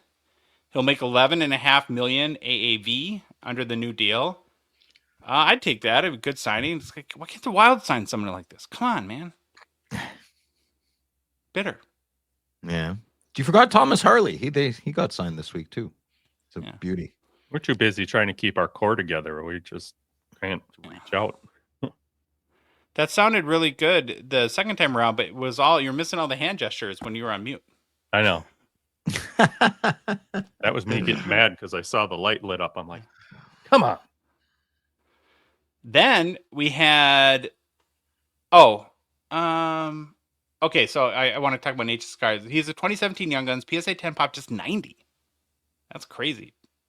33% gem rate, last sold for 80 US way back on July 22nd. Price on this card over the past year has bounced around from like 65 US to on the low end, 140 on the high end. You think the person that designed this Young Gun still works at Upper Deck, or? Ooh. Yeah. What? It's a funny way of saying I don't like something. Okay, never mind. Remember like the Mustang in like 1980 or the early 80s, how brutal the car got? I didn't mind the nice 5-liter there, as it got a bit less chunky in the back. I'm not a big car guy. I don't really care. Now. Former Golden Gopher. This guy. Yeah. Row the boat, Skyuma. Go Gophers. Logan Cooley signed a contract extension as well. In just his third NHL season, the 21-year-old signed an 8-year, $80 million deal. Now, this is not a math show, but I think if you carry the one at 73, divide by pi, you get 10? 10 million per year. I think they got a steal on him. Yeah. Good. And he got paid, right? That's 10 million a year, man. Logan got paid. Good job, Utah. Well, so talks have been going on since August and nowhere near contentious, but Cooley was not running to sign the agreement. He apparently took his time in making a long-term decision to the Mammoth. And here's what Utah owner Ryan Smith had to say about the process. He is 21 years old. It's the biggest decision he's made in his entire life. Not even close. You realize how much it can weigh because if you think about 8 years, 8 years ago, he was 13 years old. That's the difference between the time frame of what he's signing up for. So, and I think they had a meeting a few days ago, and they were a little bit stuck and got together, and that made Cooley more comfortable, and then signed his 8-year, $80 million deal, which is the third largest contract ever for a player coming out of his entry-level agreement. And he's off to a hot start this year with 8 goals and 12 points in 11 games played. For his career now, he's produced 53 goals, 121 points in 168 games. Very nice building block for a young and up-and-coming team. So it sounds like you're pro signing of this deal, Phil. Oh, I yeah. assume you are He's- too, Louis. Mm-hmm. Yes. Yeah, he's real deal. Kid's a stud. He's a delight to watch. If you haven't gone to see him, he's a highlight reel type of player. Very smart, very good, very strong out there. Likes to go between the legs with the puck. I've He noticed a couple diggles and highlight reel dangles. goals. Yeah. Mm-hmm. Cooley is a 23-24 Young Guns, PSA 10 pop 918, 42% gem rate. That sold for 150 US on October 30th, up about 15% in the past month and up 60% in the past 3 months. I bet we you got they could get. Sorry, I bet you they could retake this card and call it a Young Guns and a Mammoth jersey and still sell a boatload of them. I'm sure. Yeah. All right. The Expo is upon us. And last week we had the opportunity to connect with Mikey Singer from MKEM Event Productions. Mikey and his team manage these Sport Card Expos. Wanted to get some insight as to what it takes to put on a show of this magnitude, what's new this year for the Expo, and to get Mikey's tips for first timers. So with that, we hope you enjoyed this conversation with the Expo's Mikey Singer. We are very excited to welcome back to the show Mikey Singer from MKEM, right? Yeah. Okay, I always get nervous about that. And what I love about every time you're on the show is that it means that the Expo is right around the corner and hockey card heaven awaits. So welcome back to the show. Glad to have you here. Great to be here. Love the show and awesome to always as you're getting excited, we're getting excited. A week today, I'll be on the show floor getting things set up for it. Crazy. I want to get into all that, the nuts and bolts. But before we do, though, in case people are new to the hobby or haven't caught one of your segments on our show, maybe let's start by who are you? What is MKEM and what's your involvement in the Expo? Yeah, so my name is Mikey, as you said earlier, and MKM is an event management company, and what we're contracted to do is help the owner of the show execute all of the sport card expos that are running across Canada. That has grown absolutely massive as the industry overall has seen some great growth. It's funny, I see things, where so much of it is driven by 10% of the population and everything like that. With us, we see a huge lift on the overall community. And the first place I see that overall is the families. In the last 5 years since the pandemic ended and we've moved past it, the amount of families that we're seeing at the show is just incredible. And so many of them are young collectors that are going to be the future of the hobby as people move out, as people retire, as people, not retire from the hobby, but as they pass away, and you just need a new, fresh, young group of collectors after them to keep the hobby alive. And it's alive and strong. A lot of kids connect to their sports and their favorite players through it the same way I did when I was a kid, and still, as a big kid now. I bought a couple cards on the weekend, even at my show. I traded a Kobe Bryant rookie for a really cool Babe Ruth Ted Williams card, 1959 Fleer. That was super neat. And nice. And a Yamamoto rookie, pitcher for the Dodgers, who just destroyed our hopes and dreams on Game 2.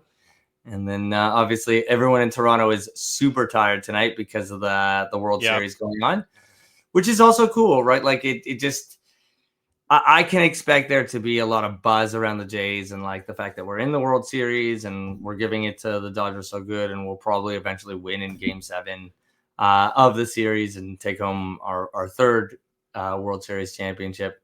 That filters over to the card collecting community. I'm seeing more Jays cards out there. Obviously, it's going to be a lot of fun, and hockey's always super special.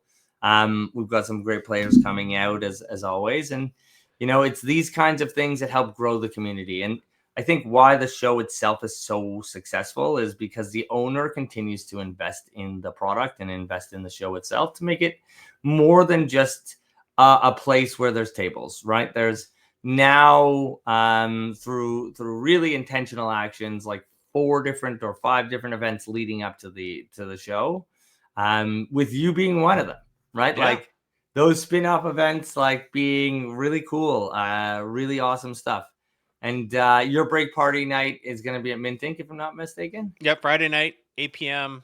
Eastern. It's on the Gongshow YouTube, and our event is kind of, I call it a complimentary event to the Yep. expo because we're really catering it to people that can't be there, and there is FOMO. It is hockey card heaven. There is nothing else like it, and for Americans, it's not it's not as difficult maybe as I would have once thought. I mean, once you kind of go through the paces and understand the lay of the land, and it's definitely worth it.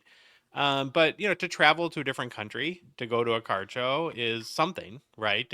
Yeah. And so it's something that a lot of people I think have to plan. And we wanted for people that feel like that they wanted to be there but couldn't be there to bring a little bit of the expo to them. Yeah, and I think what people have to know on the state side is you bring your US dollars, you're getting $1.40 to every I know. dollar that you I know. have. So some of those prices start to look really, really good, especially in comparison to some of the stuff that you're going to see stateside. So I get why a lot of people want to travel, and especially we talked about this, Josh, before we got on and recorded. There is obviously every single sport card and non-sports card at the show. But this is like, if you're looking for hockey cards, you're going to find the best of the best here, right? Like you will find every kind of amazing card you could ever imagine will be at it, from the 51 Parkhurst Gordie Howe to the, 79 Gretzky O-Pee-Chee to the Connor McDavid's, the Cup Patch Auto. When it's not not singular, it's like hundreds of Gretzky, yes. Thousands. I don't even know how many thousand are in the building at that point. Yeah, there's nothing that compares to it. It's the premier place, and it's not just the cards; it's the community. I mean, that's the. I've made this comment 100 times, and we're going to be very busy this time. So, I've gone once and not bought a card, and I had the best time.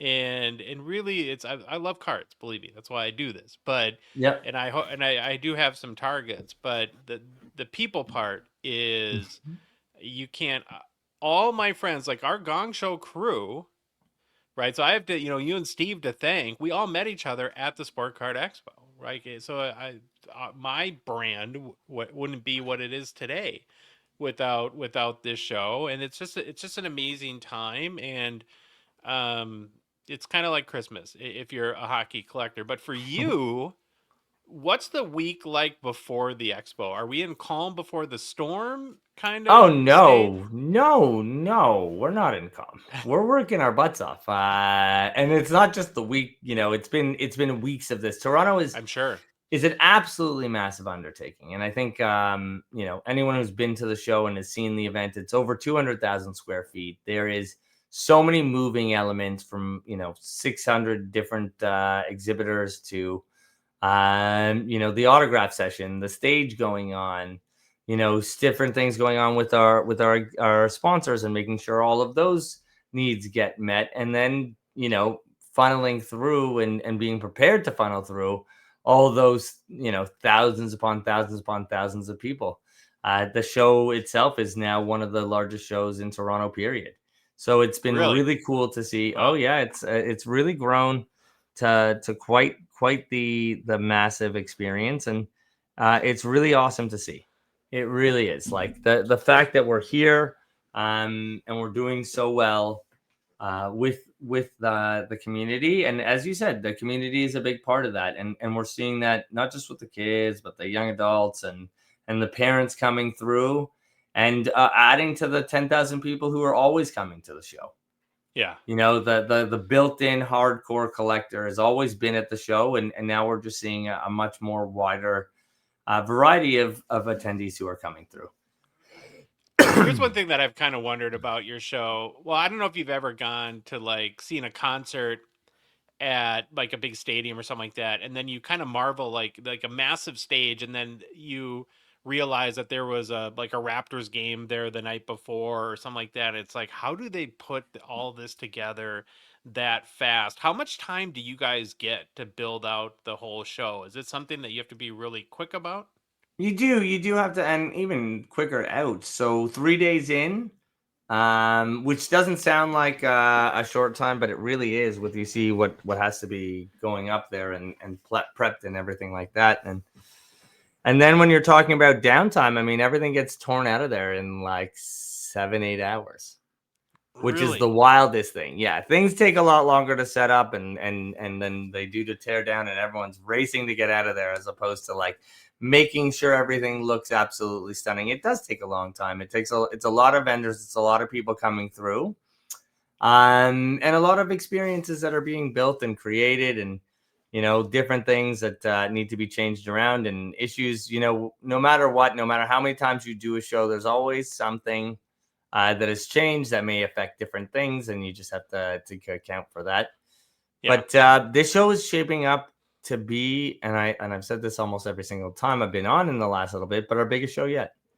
Sure. We've got great guests, really great content, really great stage shows going on. eBay sponsoring the stage, so we're bringing the kids break back to the main stage. We're bringing the break party back to the eBay main stage, and we're still going to have tons of Q&As. I think I still owe you probably your interview slot time. Yeah, I'm excited to see who I get. How many people does it take to put on a show like this effectively? We have about 45, 46 staff working on the event over the course of the weekend. Which, on one hand, seems like a lot, but really isn't. When you think of how many people are there and how smooth everything is, it seems pretty efficient to me. Yeah, and I think, again, that is the owner of the event thinking about the attendee and making sure both the attendee and the exhibitor have the best experience possible. Mm-hmm. So he'll hire the extra staff, and he'll make sure that we've got what we need to make sure that everyone else is having an easy, smooth entry into the event and enjoying themselves. Yeah, I guess for those that aren't familiar, we should maybe cover those bases. So the show is now, I always forget because we're kind of run our own schedule, but is it technically Thursday through Sunday, right? It is Thursday through Sunday. It's at the International Center, halls 2, 3, and 4. We open the doors at 4 to 8 on Thursdays, 9:30 for VIPs, and 10 a.m. for regular guests on Friday, Saturday, and Sunday. With Friday running to 8 and Saturday running to 6 and Sunday. Then there's events all around it. Thursday till 8, Friday till 8, Sunday till 6, Saturday till 5. And yeah, as we talked about, there's events. So we've got the fan appreciation night that CSC does on the Friday, as well as your break party. Thursday, we've got Jeremy Lee's industry night event once again, which is always a hit. And then you've got the minting minting break night or trade night rather, which is hugely popular. There's like 700 people there. It's absolutely massive, and then we've got, on Wednesday, there's actually an event. There's a pre-show party at one of our exhibitors, Royalty. So it's really cool to see all of this, and again, it just adds to the show. So it's nice to see. It's fun to be a part of, and excited for it. So how long has the show been at the International Center now for? The show has been at the International Center for its entire existence. Oh, really? I didn't know it's never had another home. Never, ever had another home. And it's just a question of how much space we've taken up. So even 6-7 years ago, Steve was only taking up 75,000 square feet. Now it's over 200,000 square feet. And there's still a lot. Like, that's a pretty big place. Like, it would be hard to imagine you outgrowing the International Center, right? Yeah, well, we're not done adding space, but and that's a testament to the show and to the clients and the partners that are going to push that along. But yeah, it's been really good. I don't see us leaving the International Center anytime soon. Mm-hmm. Also, free parking. Yeah, that's huge. Yeah. Now, okay, speaking of parking, though, I'm going to jump ahead. Is there another? Is like the Christmas tree convention, or is the outdoor living convention happening that's going to make parking a little trickier this time? No, we don't have anything that's going to affect us really. Nice. That's a big. So I mean, parking will make it parking trickier ourselves, right? Like Yeah. that's how big the hobby is. That's how big the show has become. But it's not going to be from a competing event. And that's just something you want to be mindful of on Saturday, especially, is what I've observed in the past. Yep. And it's never been where I couldn't find parking. It's just you just have to have a little more patience on Saturday. And as you said, Josh, like the key is plan for it, right? Like Yes. it's going to be, you come at 1:00 on Saturday, it's going to be busy. Try to get there a little early. If you don't mind waiting, then it's no problem. And I get it. People need to live their lives and move around it. But yes, it's typically the busiest will be 1 to 3 on Saturday. Mm-hmm. So I can imagine, like, I know yourself a little bit and Steve Menzie, the owner, a little bit as well. And I can imagine that every year you guys want to, try to make it, bigger, better, faster, stronger. But how do you balance the notion of if it ain't broke, don't fix it versus wanting to evolve and continuously improve? Well, I think, look, Steve has always kept an eye on maintaining the charity, even when maintaining the integrity and consistency of the show, doing the things that have always been important, which is exhibitors and open to collectors and not too overly expensive that it stops people from coming in, and some of the things that he's doing now to add to it, and what he's always done is, invested in things like the stage. We've been building on that and growing that, and now we have eBay as a sponsor, and I expect more to happen there. But we've done a lot to make that a real feature of the event. The other things that we're doing this year is we're going to have again, the players go out into the crowd when they go over to the eBay booth. There's going to be a gaming section that's been added, which is sponsored by eBay in the CSC section. So little things have always been added back to the show. And obviously, as people know, PSA is going to be back in a big way. So I expect that to fill up the show nicely. And that's a big deal. We're talking to Brad Hartland from PSA Canada. Yeah. You mentioned that it's the largest booth presence. I mean, it's like a city. It's hard to call it a booth, but and that's a big thing because PSA does not do on-site grading at many places anywhere in the world. 3 places. Shows. 3 places to be exact. They do the National. They think they've done Burbank, and now they're doing us. Mm-hmm. And Burbank makes sense because that's pretty close. I mean, I'm sure it's pretty easy for them to do that.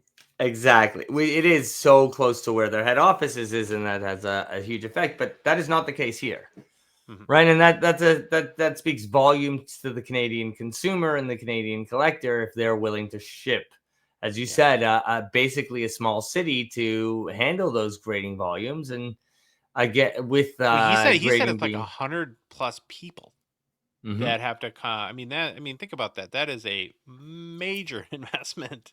Oh my God, I watch it built in, and like it's a full desks and setups and mics, everything that you would need. And again, all of it is brought in on crates, and they are very intentional with presenting the best foot forward and making people, because this is, for a lot of them, this is their first time seeing PSA in person. So they've done a really, really good job being there and being part of the show and really like adding to it. And if anyone out there is wondering, well, why is that such a big deal? Well, obviously, because they don't do it many places because of the level of investment that it takes to do. But which is not something a collector cares about. But I think the reason why it's important for the hobby, and I would say in particular for the Canadian hockey card collector, is let's say that your grandfather passed along to you a very beautiful looking minty Wayne Gretzky O-Pee-Chee rookie, a card that you think might have incredible value in of itself, but has maybe even more sentimental value to you, and you want to get that card protected, authenticated, or graded, whatever your objective would be. I could see not wanting to ship that across the border. Yeah, and for the States. For the last 8 months, you weren't able to. Yeah. Right, with all the tariffs and everything, forget about wanting to, you couldn't. So Yeah. there's going to be a point. built-in demand of people like myself who have PSA accounts who are looking to grade, and I'm stoked. Like I have a whole bunch of look to my right, because inside over here is a little section where all my cards will be dropped off at and Beckett too. I shouldn't just say PSA. Beckett is also there in a major way grading, and they'll be getting a bunch of my cards as well. There's a ton of grading companies and even certification companies like JSA and Beckett will be there. Certified autographs and things like that. So it really has been a great opportunity as a Canadian collector, or as a collector just generally coming to the show, to see all of that in one spot. And Beckett does on-site grading as well, correct? They do. They do. So between the two of them, and even KSA, we have an opportunity to get your cards graded on site and handed back to you by the end of the show. The other, what I've observed, and I kind of like, well, I don't know if I would ever do this, but I kind of like watching it, is you go over to those grading. I've seen this at Beckett where there's the flipper type people who, they find sport, and I can see it's fun to walk around to booths and try to find that highly desirable card in what, could be potentially in a gem mint condition raw. Yeah.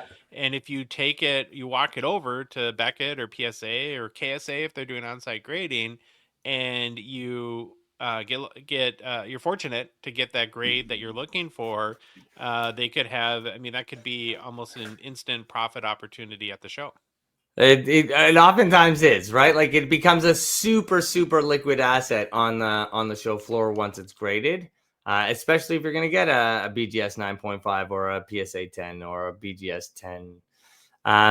So it really becomes a huge thing. And I love seeing the wins, right? Like, yeah, it's awesome. People are getting 10, 12 cards back. They're looking, they're opening it up, and when it goes so well for you, and I'm not saying it does every time for every single person, but when it does, it's a great moment. And especially when it's like a dad and a son, or a dad and a daughter, and like you can see that dad is just eating up like the grade that they got. We've had people do some really cool stuff, and the other thing, like you were saying, like the Gretzky's and the higher value items, this is a lot easier to swallow handing it to the person than sending it across the border and hoping for the best. Yeah, these cards are very meaningful to people, and you don't want to take, and that's no shade at any postal service or carrier service, but stuff happens, right? You can't, and the beautiful thing about this hobby is that some of these cards, financial value aside, for the individual, are irreplaceable. And that's it exactly. And it's heartbreaking when you lose some of that stuff. So I expect a lot of people to take advantage of that. And again, like, it is a great feature of the show. It's become its own pavilion, and a service I use, and take advantage of. Oh, 100%. Really good lineup for autograph signers this fall. We could run through some of the highlights real quick. The names that really stand out to me are kind of some of the big ones. Of course, I'm an American, so Mike Modano, maybe the greatest American hockey player ever, arguably, right? If we want to maybe argue, it's Brett between Hull's him, Kane, and hopefully Jack Hughes eventually. Yeah, maybe. There's a lot of good Americans coming up, but beyond that, you have Duncan Keith. I think is a great name. You have Bill Barber from the Broad Street Bullies, of course. You got Patrice Bergeron. That's newly retired, and so probably hasn't done this very often. Joe Pavelski, another great name. I got to interview last year's Serge Savard, and I thought he was an incredible ambassador of hockey, and I gained a lot of respect. The Matt Sundin line. Okay, whose line's going to be longer? Trailer Park Boys or Matt Sundin? Oh, Matt Sundin. And it's funny because he's been here, it's not like it's been so long since he's been here, but yeah, it was a couple years ago. It was incredible. He is a hockey god. He was such a joy to watch for so many years on the Leafs, and I think just so many Leafs fans have such positive memories about him that, the minute he comes in, it's instantly packed. And like Jake the Snake Roberts for a wrestling fan in the 90s, you cannot beat Jake. No, that's an awesome. No. Well, and then another name, a current player, Matthew Nyes, obviously local with the Maple Leafs, but he's got a ton of hobby interest, especially I think with Mitch Marner moving on to the Oh yeah. Vegas Golden Knights. He kind of slid into that sort of fan love spot there, and his cards have been going crazy. So I would expect there'll be a lot of, and he's a Golden Gopher, by the way. So that's important. Awesome. Look at that. Look at Yeah. Nyes coming over from there. Yeah, I think Matthew Nyes is very, very popular with the fan base here in Toronto. He is touted to take over the Marner role and really be a good goal scorer for us for many years to come. He's actually going to do. We have a contest running for a special meet and greet through eBay that will be launching very soon. So the person will be able to get like, face to face with them, get a photo with him right next to him, and get a signed jersey. Amazing. So really cool stuff, and he'll be going over to the eBay booth to take pictures with some fans as well. Again, just trying to create awesome experiences for everyone, right? Like that's the key, is that not only are we, can you go in and buy cards, but that you're going to remember everything that happens at the show. The one I'll never forget was Mike Tyson and how insane it was at the Expo around that one. That was funny. It's gotten busier since then. We've had to take out another 60,000 square feet because of that. But yes, that was probably the most people I've ever seen for a specific guest in my life. They were crazy for him. Yeah, that was you couldn't like move in a certain area where he was at that point. It was going down that corridor back and forth as people all tried to rush into the hall to get into him. Like, they didn't even necessarily have auto tickets. Like, people just wanted to see and yeah, it was really neat like that. Has Wayne Gretzky ever signed at something like this? No, we have had Mario Lemieux before my time. Steve had him, which would have been really cool, because actually on my wall, if you look there, behind lower stick behind the jersey, that's a Lemieux game used. Nice. So it would have been cool to get him to sign it. I wonder if like Wayne's upper deck agreement prevents something like that. Or no, I don't think it prevents it. I think if we could ever get him in, it would have to be through upper deck. He's a very expensive get. I'm sure. You know what? And I just don't know if people. Yeah, exactly. And it would just be like, some people could afford it, but it would be priced so high that it would be tough to I think, for him to even sell. I wonder too, just spitballing here with you, he signs so much for upper deck anyways, that it's like, man, if I had to show, I would even, as crazy and absurd on face value as it sounds, it's like, could you find like, I'll give you a name. If you guys got like Pavel Bure to show up and sign autographs, I think that'd be awesome. And I can imagine he never signs, right? Yeah, I could see that happening one day. It's just like we've had Timu and some of the others and Forsberg. I think you'll eventually see them. I think you will. It's with Pavel. I think he's some of the guys are very private and they just don't want to do it. They're just shy. He's probably in Russia too, which is he could easily be in Russia. Isn't he married to Candace Cameron though? His brother. Oh, Valerie, or however you say it. Yeah. I know. It's so funny you say that. Like, I also don't know, but yes, I could, because I swore he was. That makes sense.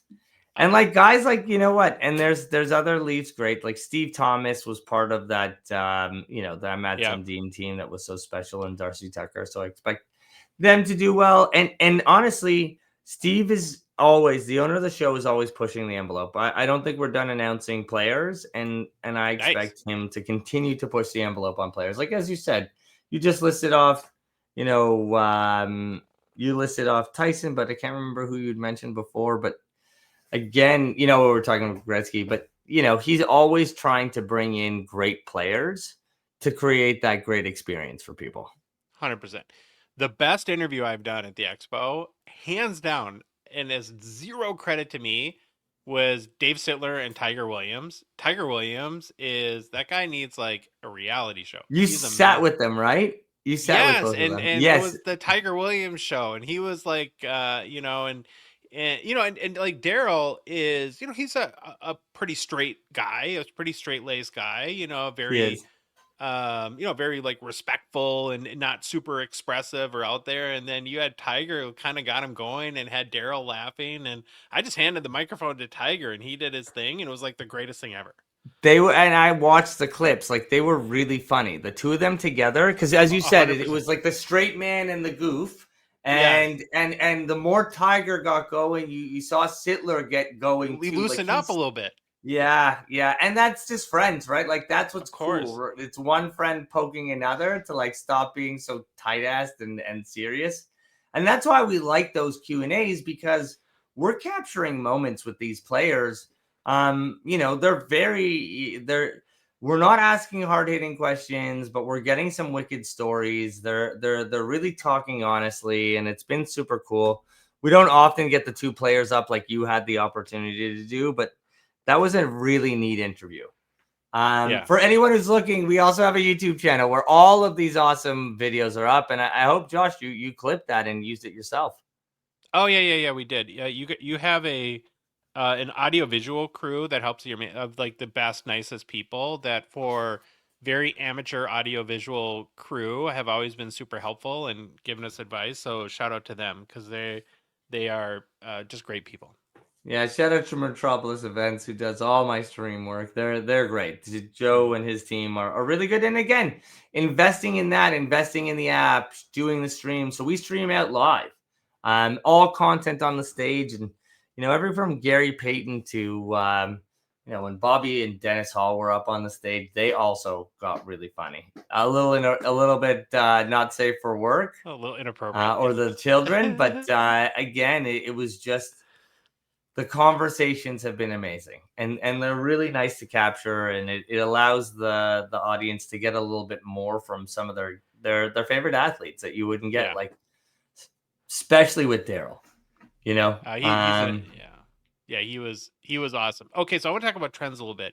So like 2 years, like this is just my interpretation of it. Yeah, but like a couple years ago, the trend was like seemed to be like experiential, and that's why you're already talking about it. You're doing more with the eBay booth, etc. In the past year, the trend has been Pokemon, and it's the Toronto Sport Card Expo. So how much is the Pokemon invasion gonna? I mean, is it gonna? Are we gonna see a bigger presence? And do you guys ever? I don't think so that much. I think some will definitely. Some of our vendors have moved over, but like.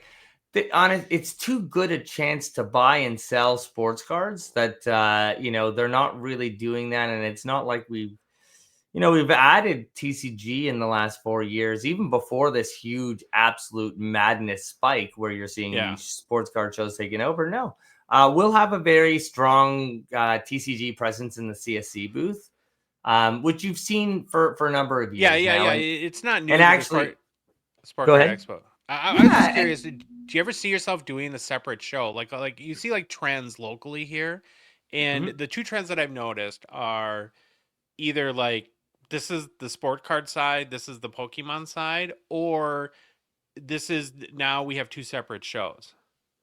Yeah, I don't see us going into separate shows. I think Steve's core business and what he really sticks to is the sport cards, and having them in and being part of the show is super important. And I think that was why we fostered that relationship with CSC and really supported them in their build out to get that booth to where we wanted it to be, where it was very nice and very very interactive, a lot of fun. You've got the hanging Pikachu and a Snorlax, and we're actually adding a video game. eBay's sponsoring in a video game section within that CSC area because games are part of the collectible universe as well.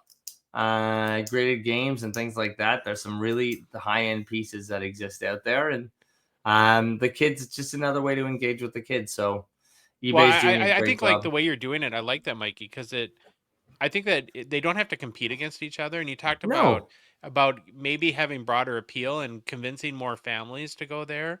If dad loves hockey cards and kids love Pokemon, then it makes more sense to have a family day at the Sport Card Expo where there's something to appeal to everybody. Yeah, and the truth is that today's Pokemon collector is tomorrow's sports card collector, and today's sport card collector I could easily be a Pokemon collector, as we've seen over the last 6 months. Right? And I'm sure we'll see Labubus out there too. Right? We'll see a Labubu here and there. I just like saying it. I don't even know what it is. Labubu. Oh my god, you should hear my 3-year-old say it. Labububoos. Oh, funny. Yeah, but it's gonna be fun. I get excited also because that's what's so cool about doing pop culture shows. You get to see what's sort of hip and trending and things like that. So, it'll be an exciting weekend. How do you guys measure like the effectiveness of the show? Is it based on attendance? Is it based on surveying you do? Just sort of anecdotal evidence or feedback that you get? Well, I think a successful show for the group means a few different things. Is obviously attendance is a major factor. Yeah. The second factor is, was everything did it all run smooth, right? With all those people in the show, did everything run smooth with all those exhibitors and attendees? What was their experience like? And then finally, like, was the sponsors happy? And probably in that order, really, it's like first, was their attendees happy? Because without the attendees, there are no exhibitors. And without the exhibitors, there are no attendees. Fair. And then finally, with the sponsors, without the sponsors, they really add stuff beyond, the Upper Decks of the world, the whatnots, the eBay being our title sponsor. eBay does so much to bring up the fun level of the show that didn't exist 5-6 years ago. And you're starting to see it in other events and things like that. But I think that's what Steve has really, again, intentionally done to up the value that you're getting for your ticket price. Yeah, you need big partners with big resources to help make cool things happen. Totally. Exactly. Okay, so we got to end like we always do. And okay. These were worth repeating. But you always have great practical tips for anyone coming to the expo. And I'm going to do the first one. Wear comfortable shoes. Yeah, and I think that's great. Like, it's funny. Like, I've not just all the team working. Like, we're strictly on like ASUS on Hoka's. We're going real. Yeah, we're going real comfort here, and it's important because it's concrete. You get a sliver of carpet and it's concrete. And if you want your back to survive, get good footwear. Be hydrated. Yeah. That's number 2.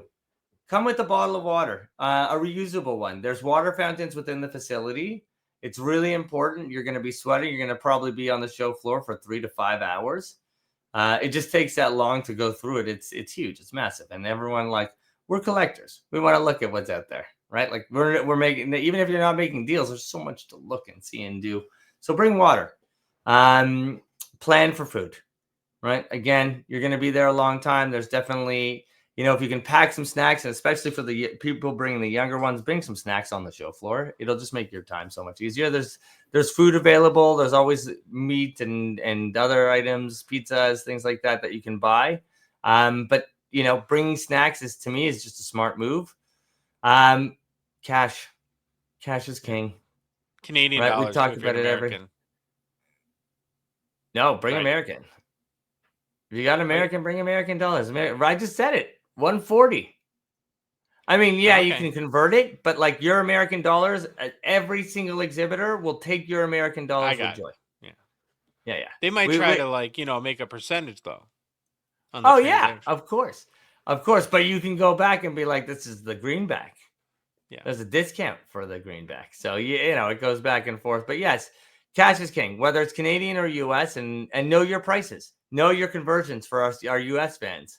Know that you're like whatever the Canadian dollar is, it's $1.40 more the US dollar to the Canadian dollar. So those pricing, know your conversion rates, start doing them. I love seeing Mojo get into it each year when he comes up and starts figuring out how much cards cost versus like the Canadian versus the US dollar. Oh yeah. And then plan time, right? Like we talked about it, be there early. Like you want time and you want to get around before everyone else does. Come early. Don't expect anything to still be there.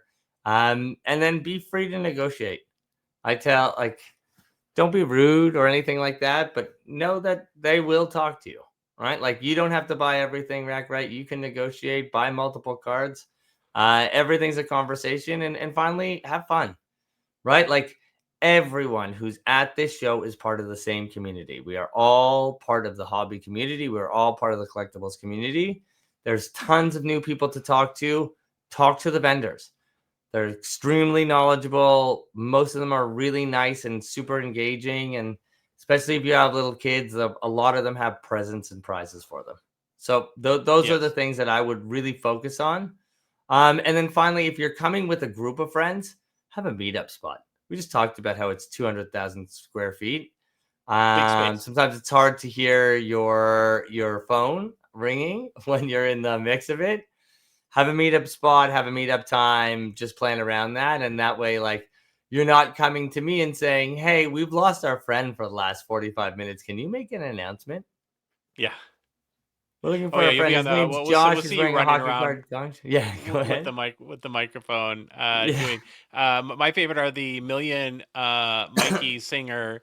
If you're the owner of a black Hyundai, please move your car now, otherwise it will be towed. If you're the owner of a black Hyundai, you know. Oh my God! It's those start on the Thursday, and then again on the Sunday. Those are the 2 times I have to do those when people sneak in.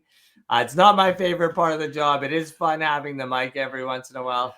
I probably take more heat than the most heat for the show is my announcements, because I got to announce all the signings and the stuff on the stage. You gotta do it.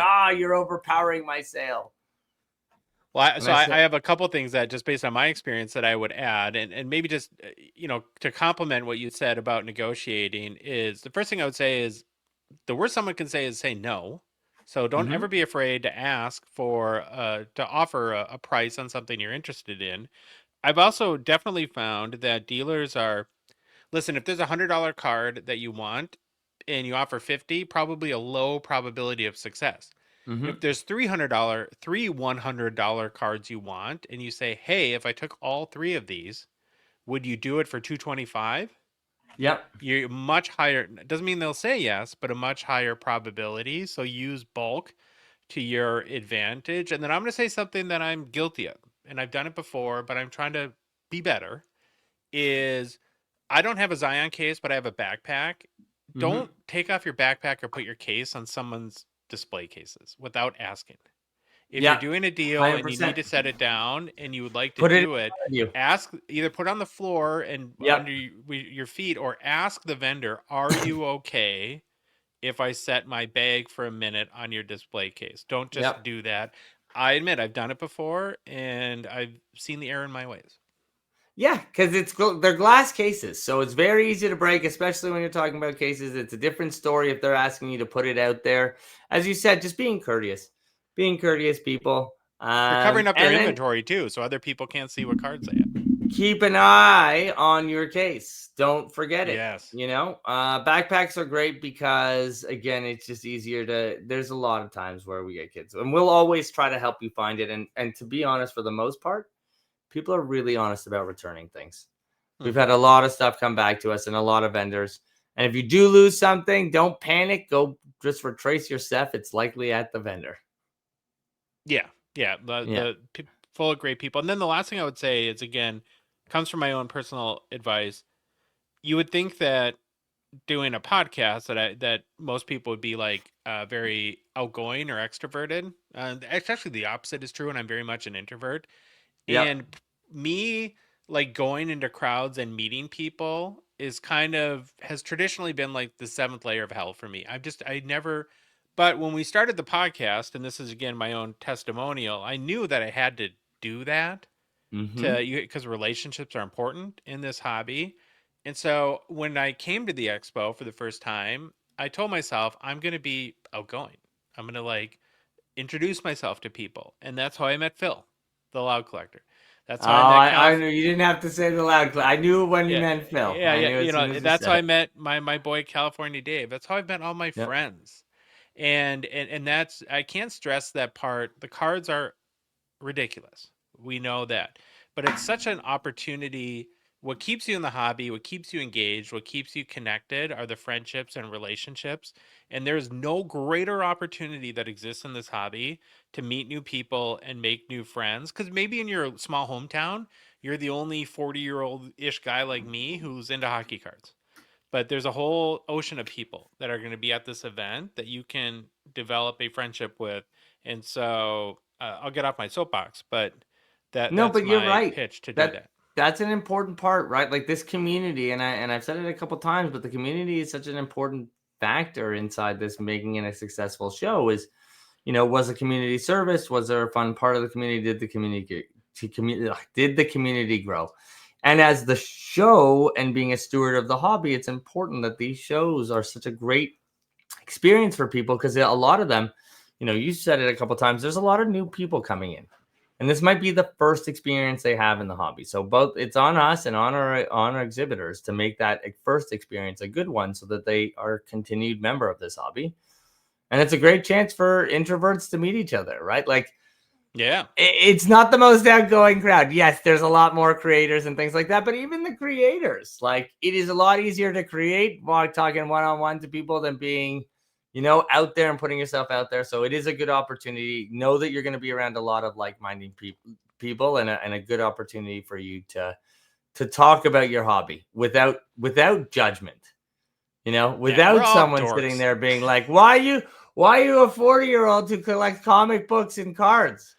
It's like, why don't you collect them? And the other guy, and at the show, it's going to be like, oh, you do collect them? I actually have a case with all of my collection too. So yeah, I think this is great. I'm super excited. And as you know, I'm not just not part of the show. I'm also a collector. If you can't see behind me, that's only a small selection of what I've actually got. Oh yeah, you'll be making Mikey's pickups too. Well, I want to thank you. I know it's a very busy week. I want to thank you for your time and can't wait to seeing you and the crew next week in Toronto, and good luck with everything. Thank you. And Josh, honestly, it's such a pleasure. This show is awesome. The Hockey Card Gongshow, since you guys have been out, have been such a good friend of the show, and it's really nice to see. And it's really nice to see you up here with your whole crew. Is Phil coming? Oh yeah, of course. Yeah, of course. He'll be. He doesn't need a microphone. So, no, he does not. He does not. You'll hear him around the show. All right, Mikey. We'll talk to you soon. We'll see you soon. Have a good one. Want to thank Mikey again for taking the time to join our show. Always has good information. Always interesting to see, again, the scale that the Expo is to operate.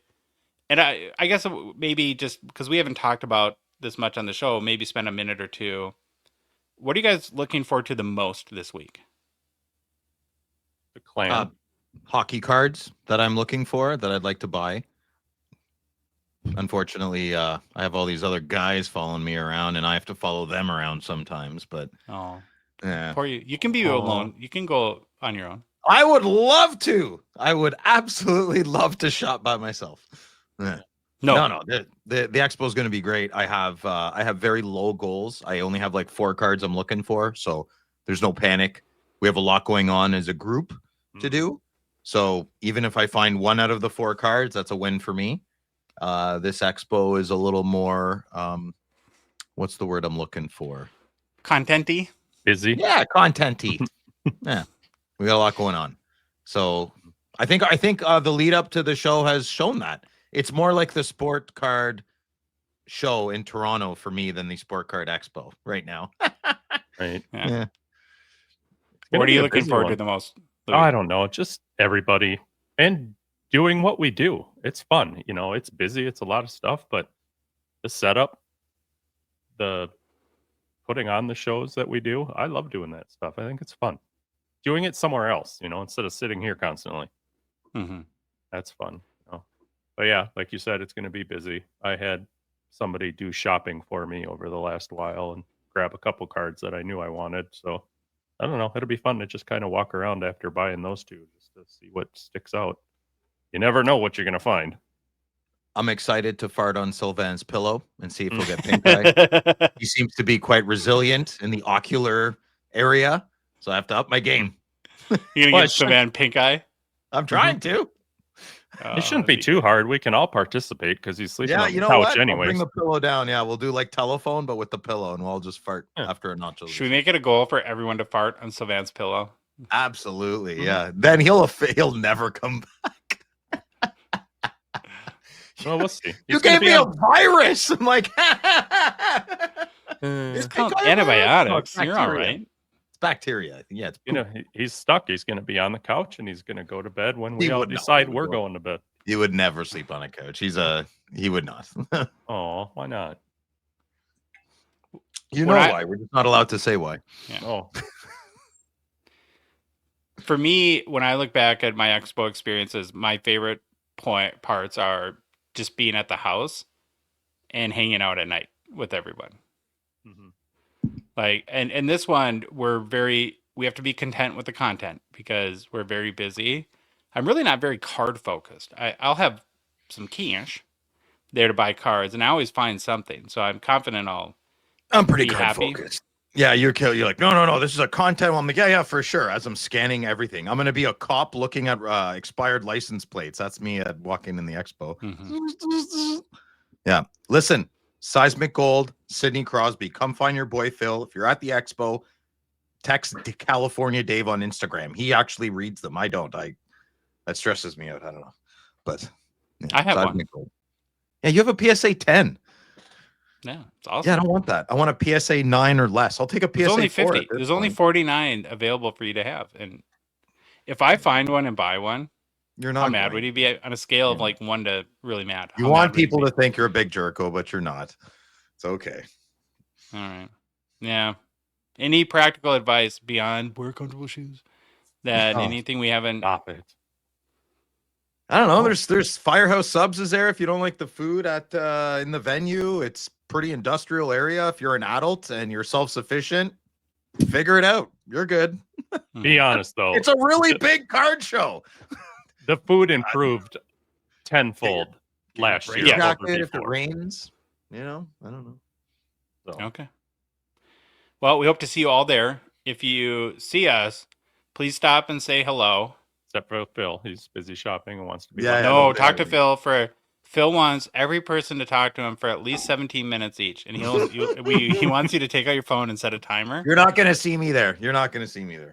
Well, they'll hear you. They'll know where you are. They're not going to know where I am. No. You're going to go into your Mario costume? Yeah, well, that would be a little off. I'm going to wear Dave's Luigi. They'll never figure it out. Oh, yeah. Who's the short, chubby Luigi? Yeah.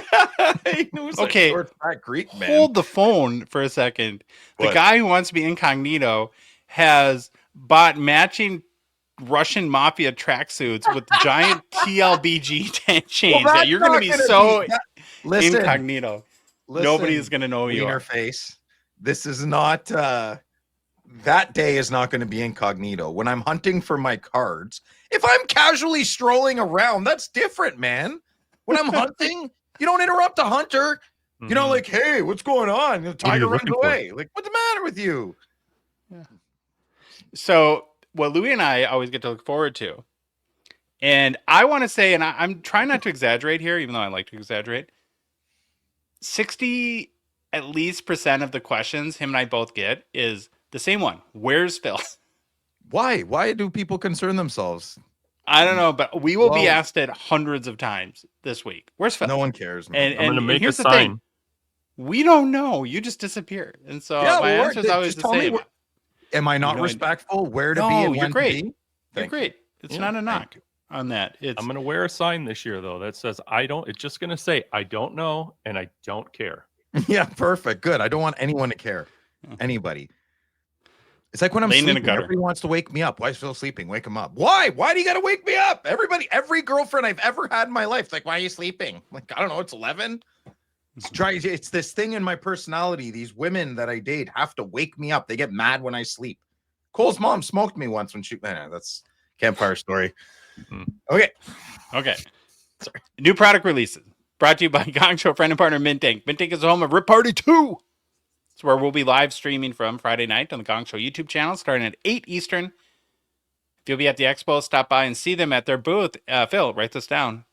Booth number 1810. You can buy a box there for Rip Party and donate it. They'll help you out. or buy a box of or some singles for yourself. They're part of the Rapper Redemption program too.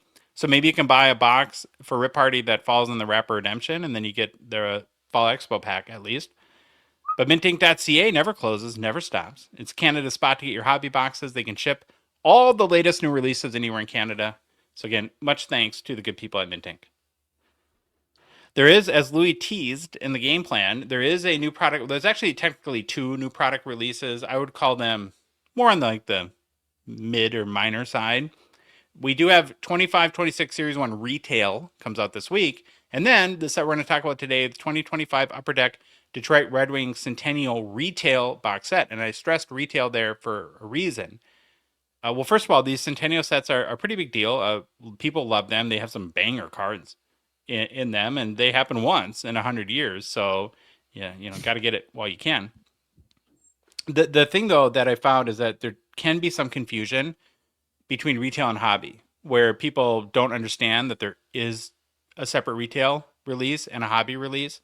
So the retail comes out this week on Wednesday, whereas the hobby release is scheduled for mid-February. And as you would expect, the hobby will have more cards. It'll have bigger hits. It'll be a more expensive box, and the retail version's a little bit stripped down from that. This is, you buy the retail for your grandpa for Christmas, and you keep the hobby box for you. Well, that's how you roll. Well, my grandparents are dead, so thanks for bringing it up. So don't forget, if you've been online looking through stuff on what's coming out on this set, this one we're going through is retail. Yes, that is a good point. If you search checklists that are not hockeychecklist.com, first of all, what are you doing? What's wrong with your life? And why do you hate us? Nobody uses the website. Every influencer I see, they're all using Beckett. They're no love, eh? No love. Stop that. It's gross. It's okay. You'll see all the card designs for hobby, and because there's really only 3 sets in retail that we'll get into right now and a couple parallels. So we're going to go through and quickly break it down. Remember, the complete checklist is on hockeychecklist.com, and it is retail specific. So there's a base set in this. There's 100 cards in it. Pictured on YouTube is Pavel Datsyuk. In the box set, you get all 100 base cards, and so you're guaranteed to get the complete base set. Then there's 2 parallels you can get. There's a gold parallel where you get 3 of those per box set. And then also a 100th anniversary gold, 1 per box set. There is a couple, or at least one, pretty big noticeable absence from the checklist, though. Gordy? And I hadn't realized this when we published the checklist, and somebody reached out to us on Instagram and said, "Where's Fedorov?" Oh. And I was like, well, how would Fedorov not be in the... Are they still mad at him? Oh, no. No. So I reached out, okay. and I don't think he has any desire to be in hockey cards right now.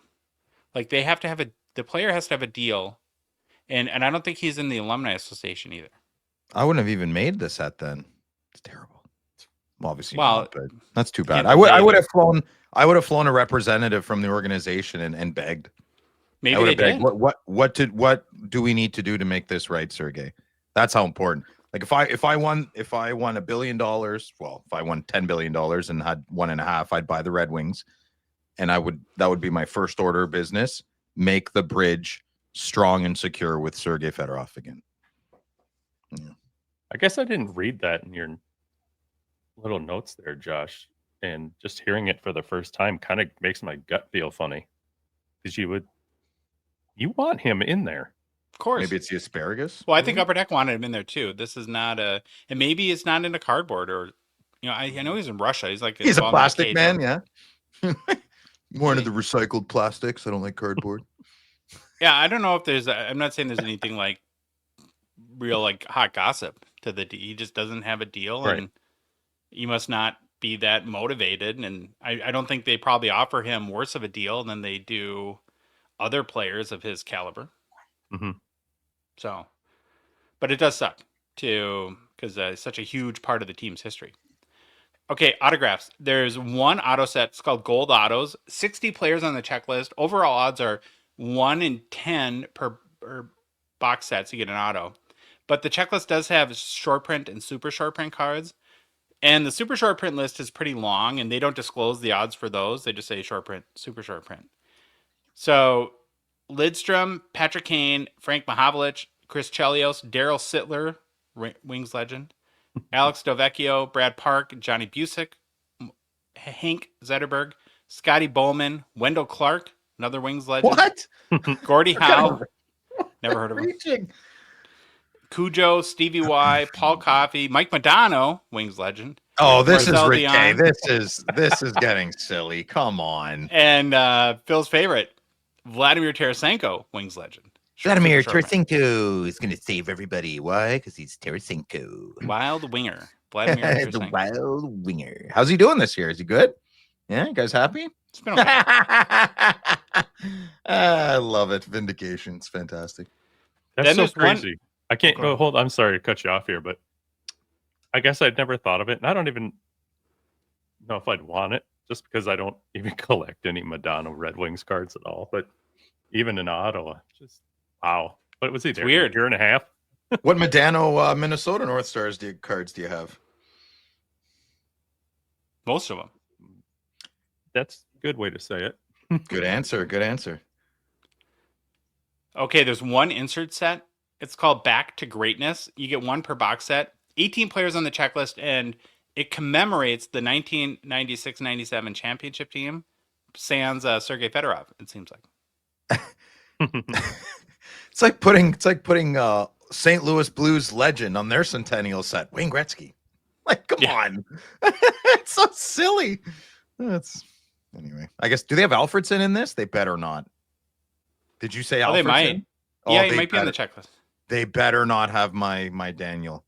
They've already done enough damage. That's okay. I'll find out on my own. Oh no, I'll have I my want own to find temper. out. I don't now. want to have a temper tantrum. I know. No, it's good for the ratings. We want you to have it. We're No, I don't stoking the want- coals right I'm now. not listening. La, la, la, la, la, la.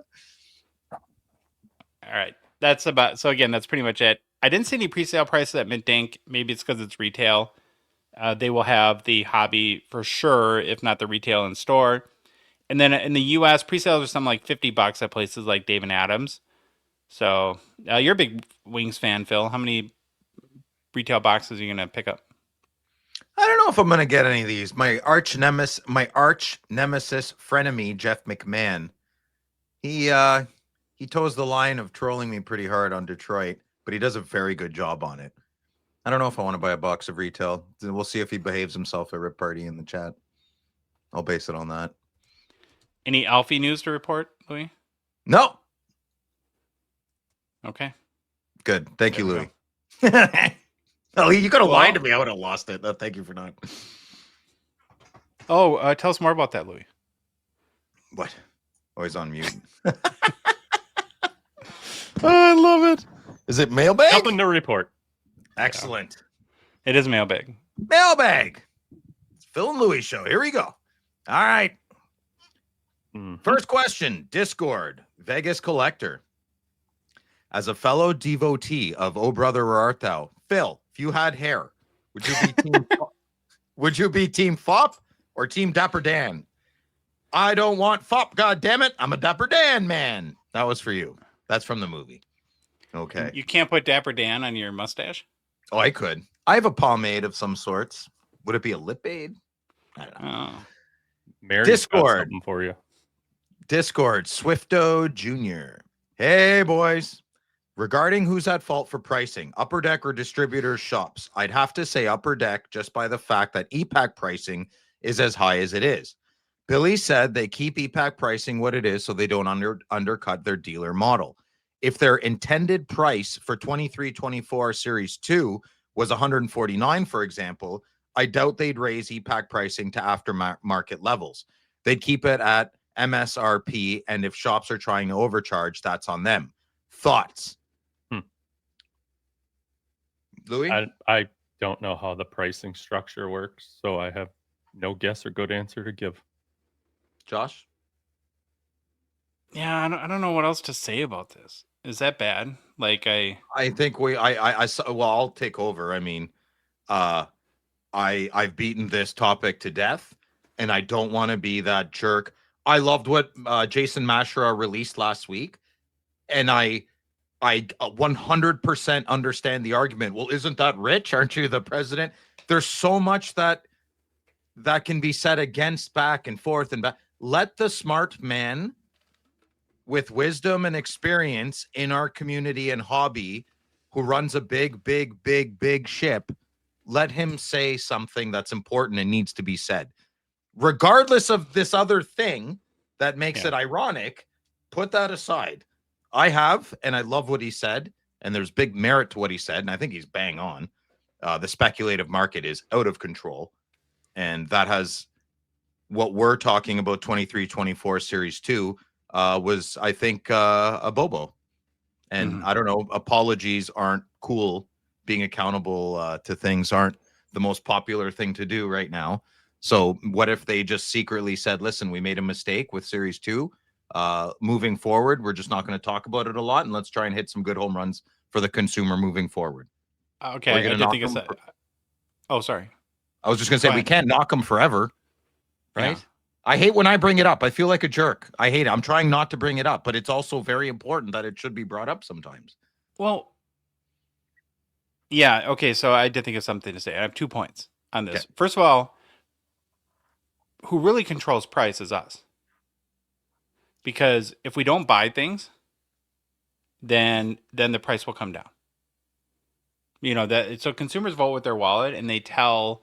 So to some degree, it's like then just don't buy the product. And that's my experience was. That's what I did when O-Pee-Chee paper came out. I mean, I was excited as everyone for the Bedard chase, and I was much more into opening wax at the time.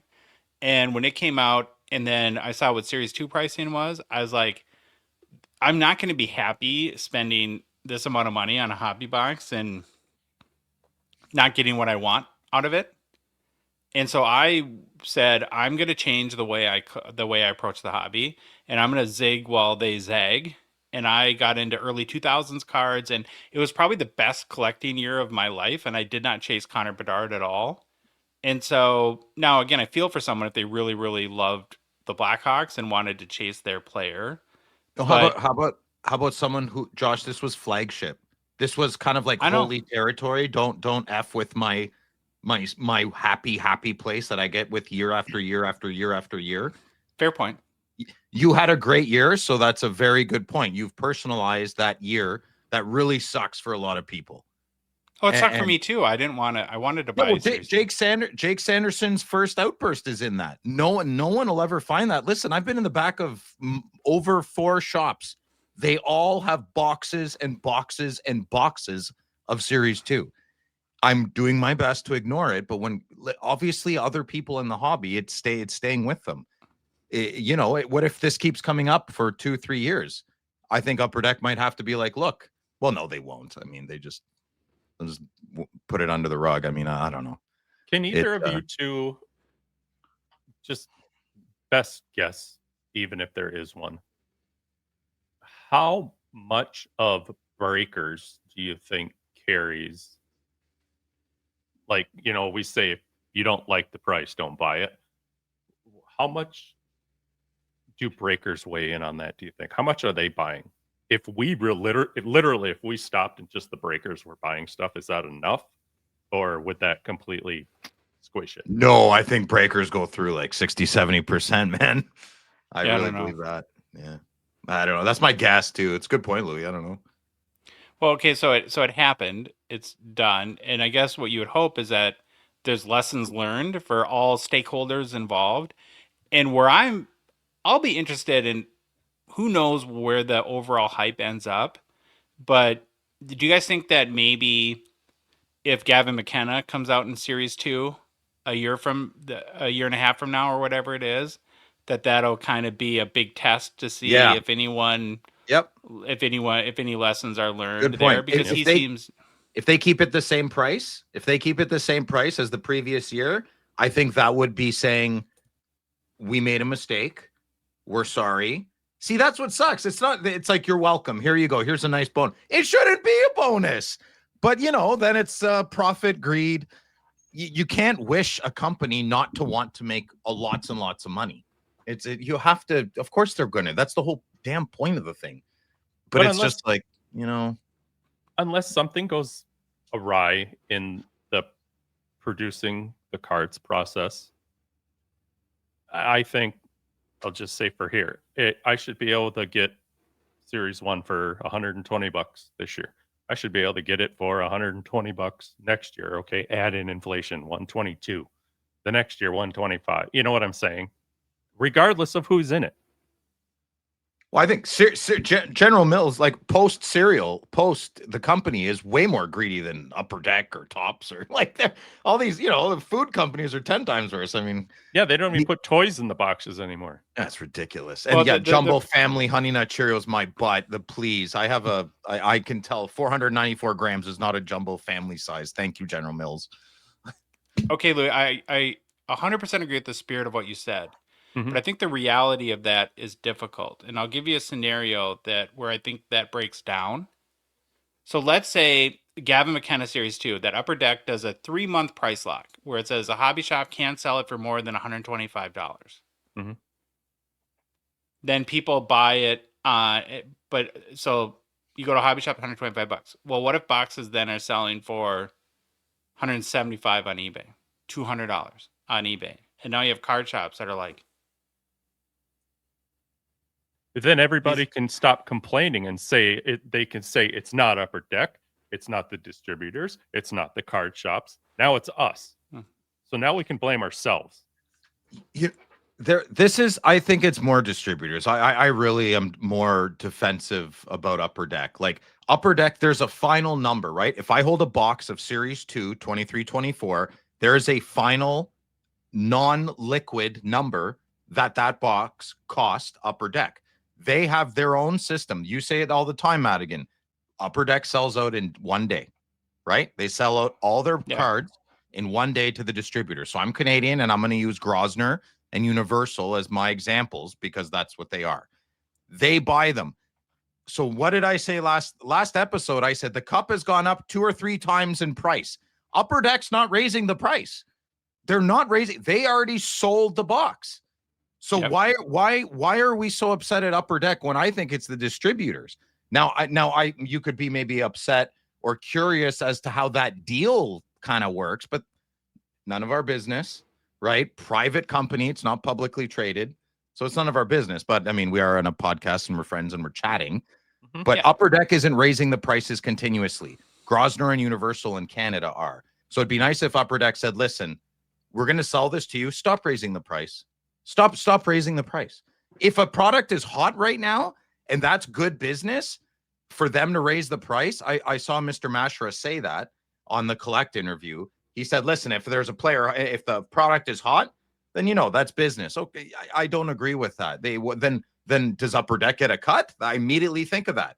If the distributors start raising prices, are they kicking back to Upper Deck, giving more money?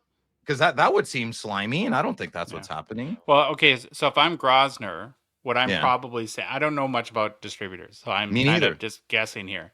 What I'm probably saying in that scenario to Upper Deck is I'm saying, well, you made me buy all the EX2000 on the first day for, let's say, $100 a box, and now I can only sell it for $75. So I literally lose $25 every box I sell. So you have to allow me to raise the price on the products that are hot so I can be a profitable business. What sparked this whole conversation, though? EX2000 did not exist in 23-24. But there was an equivalent, what called Synergy or ICE or whatever product was on the low end. And then the other point where I had a thought based on something you said, Phil, where you said you've gone into 3 or 4 shops and you've seen a huge stockpile of Series 2. So maybe this hasn't worked out as well as we know the hobbyists have lost, because with $1 million bounty on that Bedard, that product should have sold out. Yeah. The fact that there's still if that product was $150 US a box, so call it 200 Canadian, I don't think there'd be any left right now. Maybe I'm wrong, but what do we know? A lot less. 3 amigos on a dopey podcast. We're just maybe the good listener and watchers did. Yeah. So listen, I don't want not that I read the comments, but this is nothing to get worked up about. I speak passionately and I have a loud voice, but I can guarantee you, Josh, Phil, and Louie, this is no stress in our lives, but it's fun to talk about. So if you want to leave a super emotionally charged comment, go ahead. But don't. You're better than that, good listener. We're just shooting the poop. This is all above our pay grade. I am the biggest dope of the three. I don't know what goes on up there. I mean, well, we all get limited insight as to what's going on. Mm-hmm. Well said. So well it's said. like we're kind of filling a lot of information gaps Yeah. that is probably very pertinent to why things happened the way it did. And I don't think, rightfully so, Upper Deck would ever disclose the well, I real for scoop. the older I'm getting, even with my business on a very small scale, the deals are made, aren't they made on a golf course? Like wink, wink. I don't know. I mean, I guess they wouldn't appreciate me saying that, but I mean, isn't that reality? Like, it's not a Zoom call. It's it's a weekend away, and let's have some fun and look him in the man's eyes, shake his hand. I trust you. Let's go. I should have grown up in the Wild West. I think I would have excelled better. Or been dead in 2 minutes. One or the other. Next question. Hank Carolina Cards. Gentlemen, how do you handle buyer's remorse after buying a bigger card? Recently got caught up in a bidding war and bought a big seismic gold, only to afterwards realize I would have been just as happy with a red prism or violet pixels.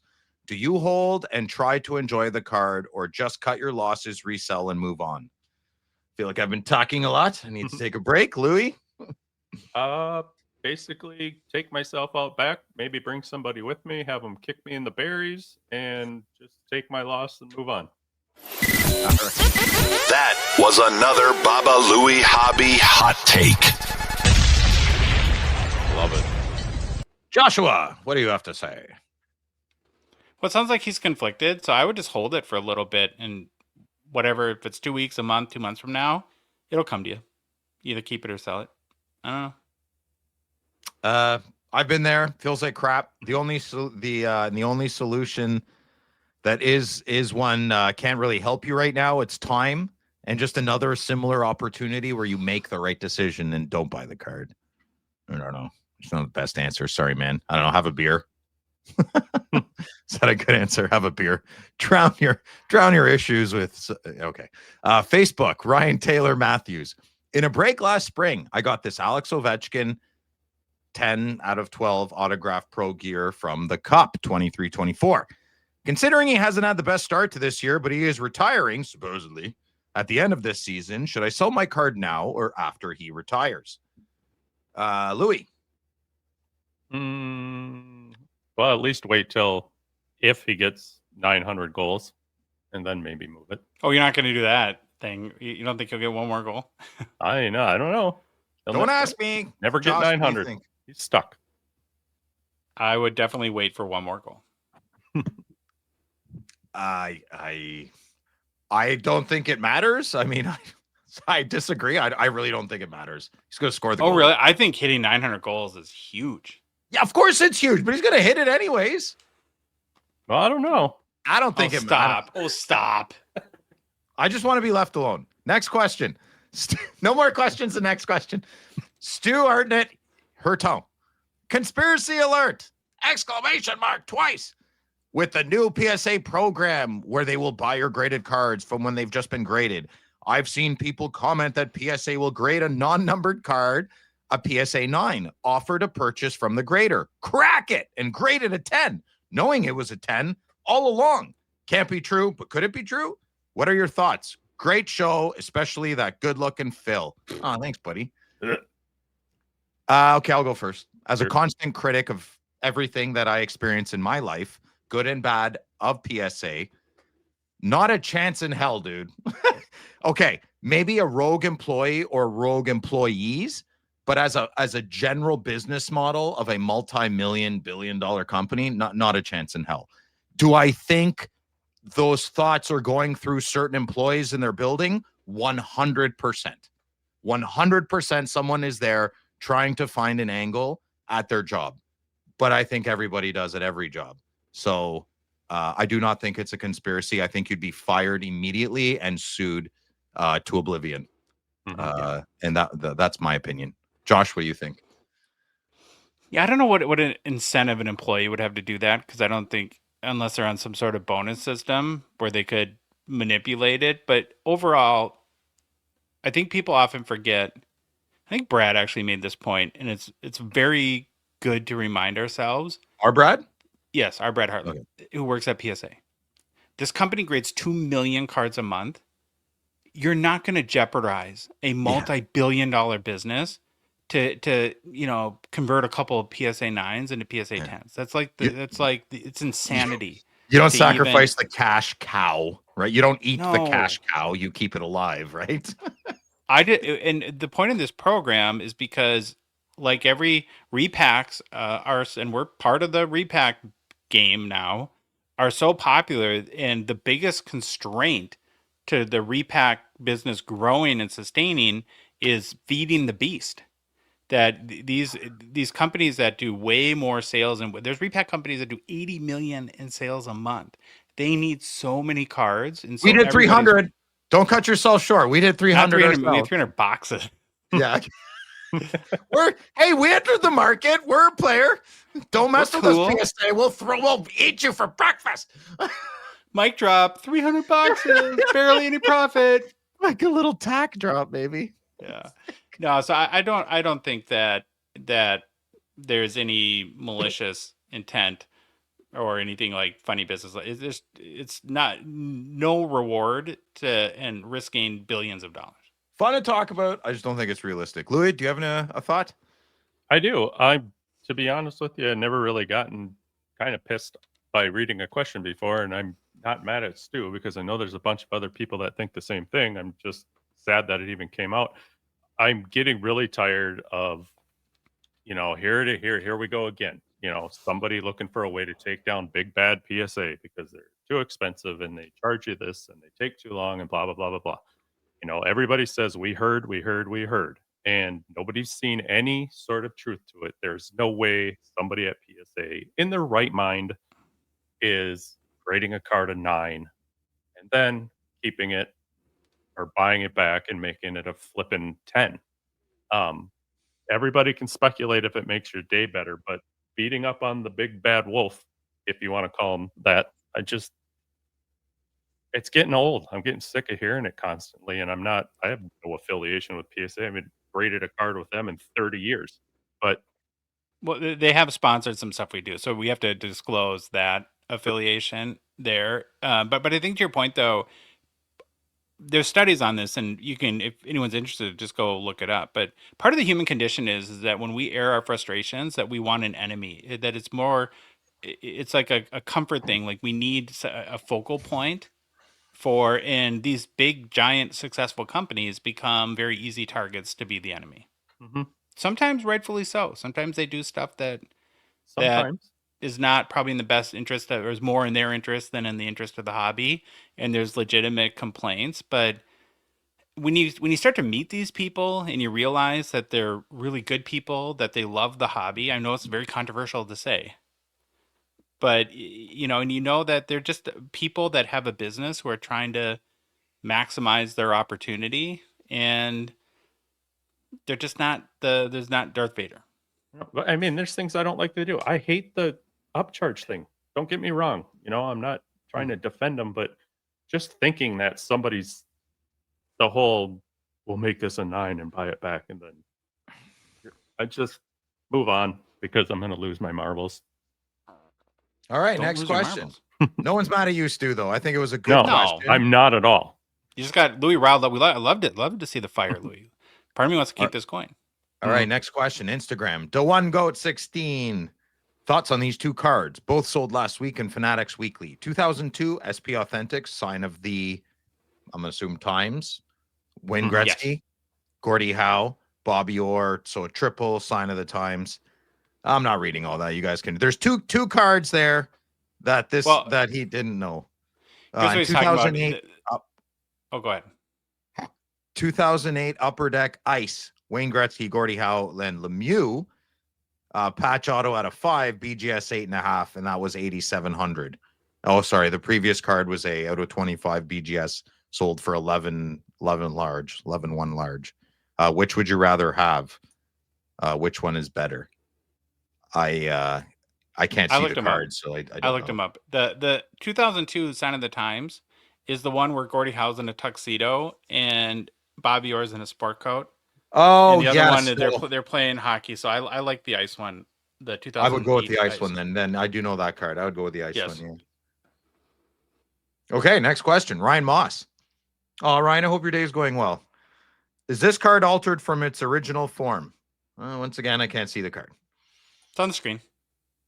Yeah, I don't. Okay, I can't see the card. I maybe it's a Statler rookie auto from Celebrini, and he inscribed it Chester. That's funny. Yeah, it is. It is. He did do it. What I tried to do some research, and like what the connection to Chester is for Celebrini, and could not find. So that's a mystery. If somebody knows, comment. Might be an inside joke that we'll never know the answer to. Yeah. Like Sid. All right, next question. Yeah. Ed Lister. Hey guys, no question, but going to the Expo again this week and can't wait to see the Gong Show crew and all the other gongers that will be there. Wait, I thought of an actual question. Is Slab Sharks taking submissions at the Expo? I can't wait to meet you, Ed. Old faithful, always supportive. I have no idea how to answer your question about PA or Slab Sharks either. Louis or Josh, do you guys know? Of course they're taking they are. submissions. Yeah, There they you do. Can't wait to meet you, Ed. Yeah, Eddie. Next question, East Coast 76. I feel like I know that guy. It feels like there will be a balance of collectors, investors, and content creators at this year's Expo. In your opinion, how do these worlds collide in Toronto, and what does it say about where the hobby is heading? Thanks, boys. I'll go first. I forgot to answer this question. It's a good question. We're collectors. I'm not an investor, but I guess we're content creators. I like to think of it as I'm a collector who likes to perform and entertain. Yeah, that's why. Don't come to me for knowledge. You're a hobby diva, is what you are. I'm a hobby diva. Yeah, I'd like to be a hobby diva. Yeah, you know what? I'll take that. Yeah. You're gonna have people. You're gonna be like eating grapes and having people carrying you around the Expo. Well, as long as they're babes. No, the babes sit with me. The men should carry me around. No, I would never do that. I can walk myself around. But if babes want to feed me grapes, that's fine, as long as I can feed them back to them. Yeah, I've never. Louis, what do you think? Well, how do the worlds collide? Never really ran into in any issues or people. I haven't seen it, and I'm so, running around with Josh or Troy or somebody else, and I'm not even paying attention to really what's going on around me, just looking at cards. So it'd be cool to see some of them say, "Hey, what's up?" They'd probably look at me and laugh, but it's fine. Who are you talking about? I have no idea what you're talking about. Anybody? My God. What? Sorry, maybe I missed something. I don't know. Collectors, investors, and creators at the Expo. Like, do you run into a bunch of creators? Do you even notice? Do you pay attention? I don't. Oh, I got it. Yeah. So I've seen a couple, but they're doing their own thing, and I'm sure there's been a ton there. And King of Cards he's like, come on, guys, everybody get in a line. Everybody get in a line. Yes, it's me, King of Cards. Usually Mikey Singer's the little puppy dog with drool, and we're following him around all the time. That's pretty funny. You can always count on Mikey Singer for running around following. What's his name? Kyle? Connor? I don't know. Kyle Kravitz, I think his name. He's a nice guy. Oh, he's a nice guy for sure. Mm-hmm. Go ahead, Josh. Oh, sorry, I blew up. Yeah, it's okay. Don't Louis, settle down. Settle down. Yeah, you're all fired up. I like it. I am just like Louis. I get lost in my own world, and I prefer it that way. I never really have cared about what other people are doing so much. So it's just not something I pay attention to as a result. Where do you guys think the hobby is heading, though? Do you think it's in a good place? Do you think it's in a bad place? I think it's in a good place. Yeah, I do. I mean, I don't think that. That's the best part about the hockey hobby is there's so many, like, if you want to go like the true collector, whatever that means, right? There's a lot of very collector focused people, and there's something for everyone there, which is great. If you want to meet content creators, there'll be plenty of them there to meet. If you want to try to flip and make some, go in with $1,000 and leave with $2,000, you'll have plenty of opportunity to do that. And if you want to find ridiculous cards for your PC, there will definitely be those there too. Yeah, if you want to know how the hobby's doing, be there on Saturday. You'll know. No kidding. Very good point. Very good point. All right. Next question. We got North Stars fan 23. Good name. Shane Pinto is tied in the league in goals right now. Is it time to sell my collection of 8,000 Shane Pinto Young Guns? Asking for a friend. Sincerely, Mr. A.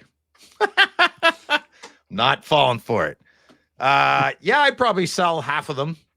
I don't know. I have no idea. I wouldn't even know how to begin to sell. To who? What do you mean on eBay? Oh, hey, why not? I don't know why. Do you guys, are you keeping the Shane Pinto thing because like you really don't think he's good? Or do you think it's just like what is it? Like, what's the thing? Who's you guys? Don't wrap me into this crap. What do you mean, you guys? It's both of you. Okay, whatever. Next question. Shut up, Josh. PSA 0, pop 1. You got no rebuttal. Hi, diddly ho neighborinos. Oh, left-handed good listener. When it comes to hobbies, we all need a break sometimes. Stop laughing, Josh. We all need a break sometimes to avoid a burnout. How do you guys deal with that as content creators and being so entwined in the hobby? Did I miss one? Did you guys add all these questions later? What the hell? They come in throughout time.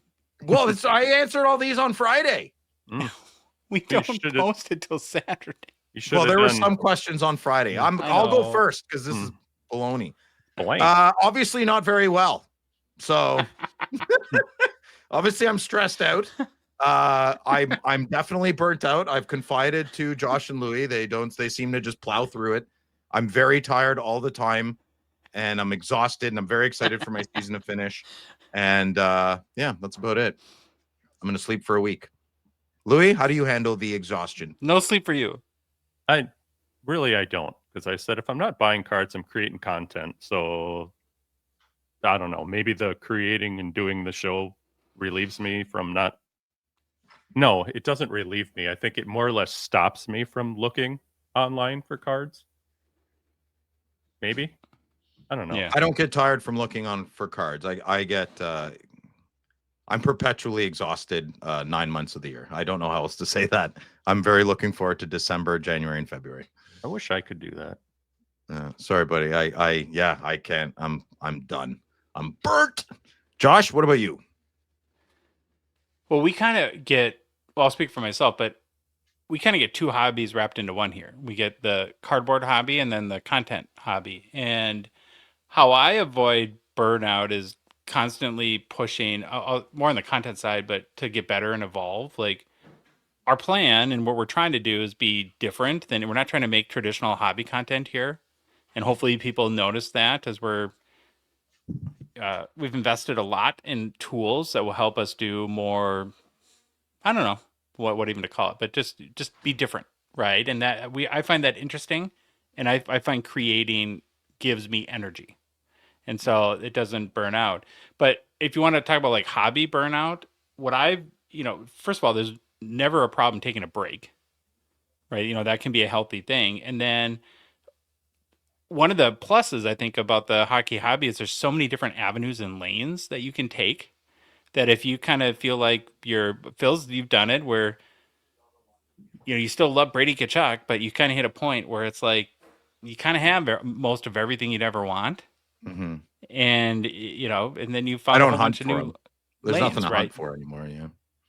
So that's why I'd answer that. Good point on both of you guys said, when I'm editing a video or have I'm at a card show taking film, that I'm having a great time.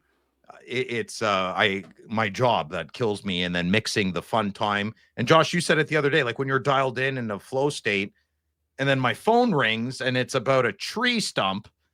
It's not the customer's fault, but it's like, get lost. I don't want to talk about your tree stump or the ash I got to remove because you got a government funded coupon. So you need the ash tree removed yesterday. Like, get out of here. So my time management has taken a poop kicking since the Gong Show, but the Gong Show is a beautiful release and exhale as well. So it's a blessing and a curse. All right, next question. Max, collectibles, cards plus. With the hobby becoming more popular and more expensive for the average person to collect cards, shields, for example, do you think at some point the hobby market will crash and people will panic sell their cards? Also, great job, boys, and keep up the great work. Louis. Josh, what do you think? Well, thank you, Max, for the question and the compliment on the show. It's very much appreciated. I think that there's oh boy, where do I start here? There's not in my mind.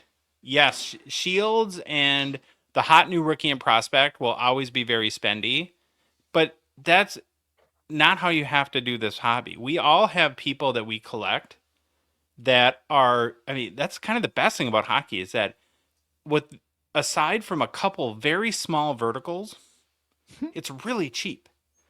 Louis, one of his favorite players, Nico Hischier, is the #1 overall draft pick, the captain of an amazing team and an amazing player, and he costs almost nothing relative to other sports to collect, and it's kind of freaking awesome that you don't have to, to get a cool card of your favorite player, you don't have to drop $8,000 on it. You can collect, and we all have players like that. I love the early 2000s cards, the Pacifics, they're just dirt cheap, and so we're probably part of the problem because it's fun to talk about this $100,000 shield sales, but it's only a problem if you want it to be. Yeah, there's only like 10 people that collect. That's a hobby of 10, right? That and I probably will never own a shield in my life, and I'm okay with that, and I'll still have a great time in this hobby. Louis, what do you think? Just Josh said it. He nailed it. Okay, I'll give a little bit. There's so much out there to collect that you're not. Honestly, if you go out there and look, you're gonna find things that you didn't even know existed, and maybe that takes you off into a new little world. That's it. All right. I agree with the boys. I think certain parts of the hobby market will crash. I don't know what they are, but I've been collecting cards many years, and certain things come and go in interest. Like I don't know, have draft day board mark cards crashed? I don't know. They're not selling for thousands and thousands anymore, but they definitely used to 10, 15 years ago. So who knows? Do you think Max might be? Max, I'm not putting any words in your mouth here. But talking about the shields and stuff, they're going up so high. At some point, the 1%ers aren't, want them anymore, and then prices drop. Are we still kind of on that conversation train with these shields? I don't know the objective of his question, but I think if there's one card to hold some value, I definitely think it'd be a 1-on-1 shield card. The prices might. I don't know. It's like, is everyone kind of weirded out? Because like, what would that Medano sell for? $8,000? What was that? $8,000? $9,100. $9,100. Okay, so let's say that goes to $6,500. Do we need to make that an event? No. Do we need to make that the second sale of the Medano card lost $2,500? Like, who gives a crap? That's a big deal. Well, but that's going to be huge content somewhere. Oh my God! Sure. Yeah, I told you it's coming down. I'm not watching it though. And I don't like so the thumbnail says like 30% off. Oh my God, the hobby. I don't none of that. I don't check the price of gas because I always need gas. I don't know how else to say that. That's the best. That's my answer. Well, I like those sales because I think that they draw a lot of attention and they draw new eyeballs to that. And that's just how people are wired, right? It's like, a Shane Pinto Young Guns. I like getting excited about things. And if cards sell for a lot of money, that's more excitable to me than a card that doesn't sell for a lot of money and someone lost money. Like I said before, I didn't realize you could short companies till I was very well into my adulthood. But when I was learning about the stock market, I had to have someone look me in the eyes and really explain to me that you can bet on another person's failures.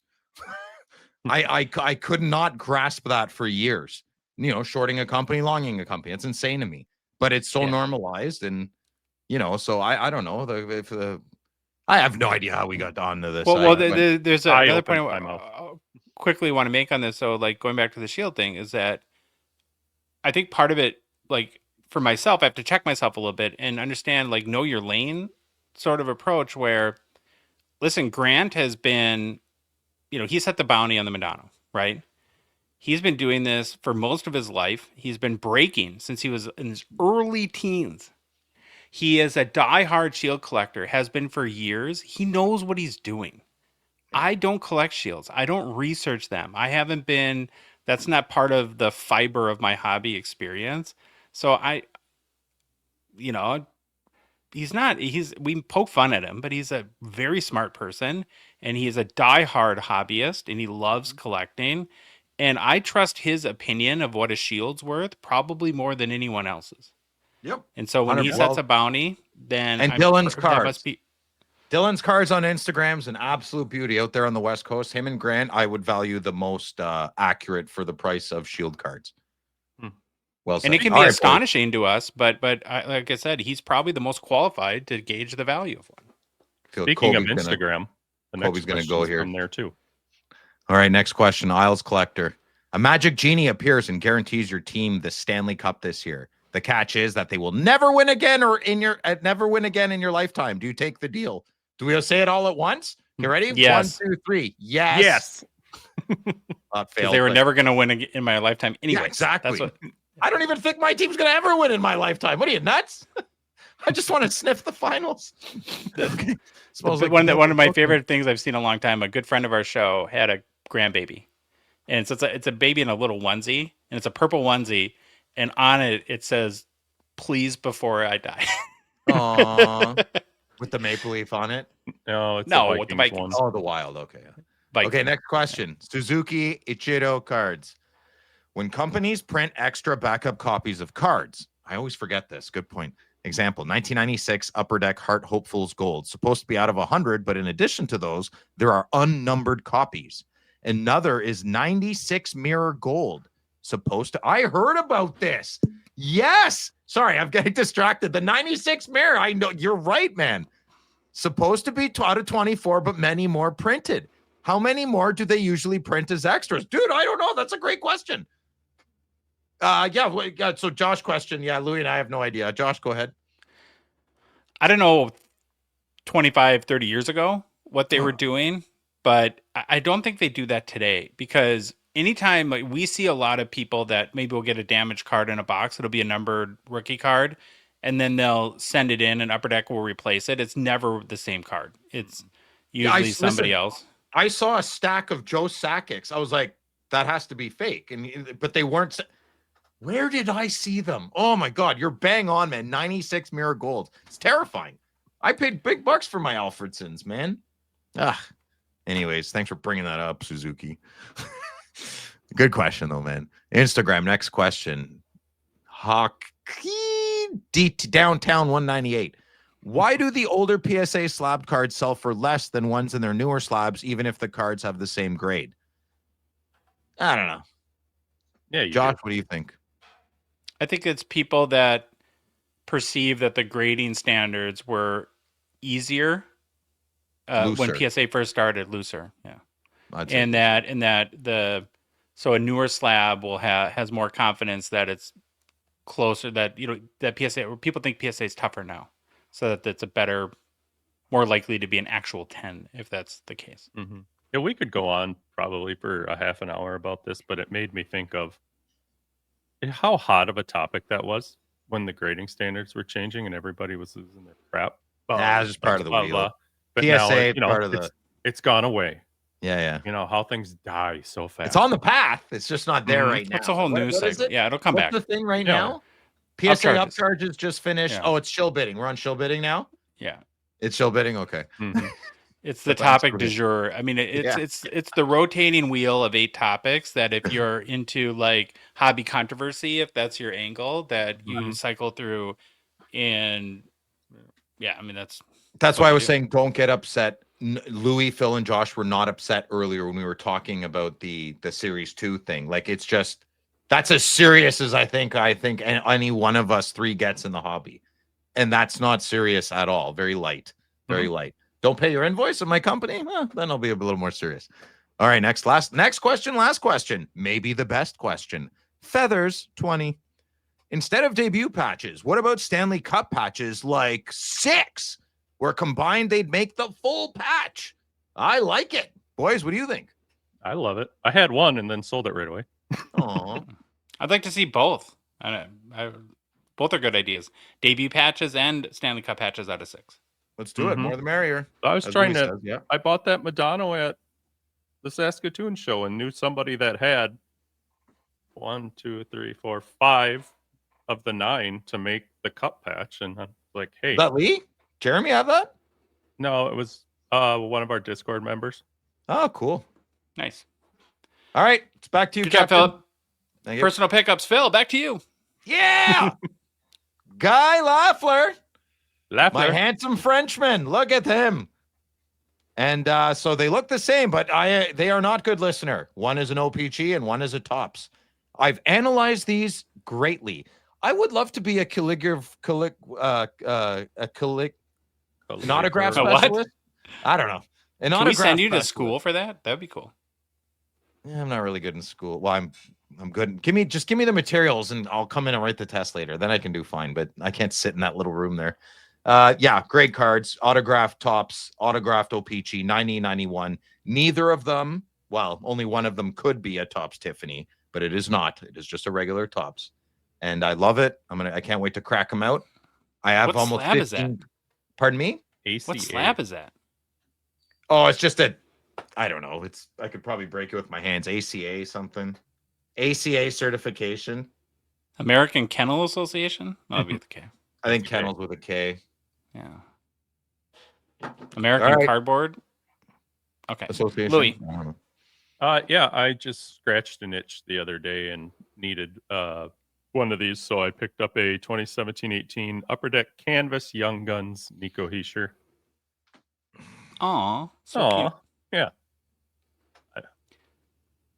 I have one card. A 2014-15 O-Pee-Chee Platinum Alexander Ovechkin Rainbow Raw First Year Platinum. Cool card. I love the old Caps uniforms. So one goal away from 900. Is it the right card in the right holder? Oh, never mind. This is raw. Sorry. It's right. Yeah. Not like last week. Good show, boys. Good show. Fun. Good show by you. Phil, you have fun? No. Well, Phil, if you like the episode, please leave a rating and review on Apple, Spotify, whatever podcast app you listen to us on. If you love the show, you want to support us, want to chat with us on the Hockey Cards Gongshow Discord server, please consider a $5 a month donation. Join on a $9.99 support level tier on Patreon. What is he doing? Link is in the show description. And YouTube and TikTok, on our Instagram profile. It's on our website, hockeycardsgongshow.com, or on Patreon, patreon.com. Search for Hockey Cards Gongshow. And you can follow us on social media. We are on IG, or Instagram, as kids call it. Facebook, TikTok, Twitter, and YouTube. And boys, the Hockey Cards Gongshow podcast is a production of Darbox Ventures, LLC. Baba Louie, take us out. We hope to see you all this week. See you soon. Bye. Yo, it's the Gong Show. We're dropping the facts. Hockey cards on fire. No holding us back. Josh looking sharp, the face of the scene. Feeling pork chop pants, rocking it clean. Baba Louie in the booth, he's the man with the plan. The best producer in all the land. Gong Show Nation, let's hit the flow. It's the Hockey Cards Gong Show. Let's go, let's go. Wanna say them in the show. Phil's opinions expressed in this rant are his own thoughts and do not reflect necessarily the opinions of the Hockey Cards Gongshow podcast. We're not even sure he knows what he's saying as he gets excited and his hands start to wave and then he pretty much blacks out. He's also mean regarding Josh's personal pickups and finally he doesn't even know how many provinces there are in the country he lives in. What?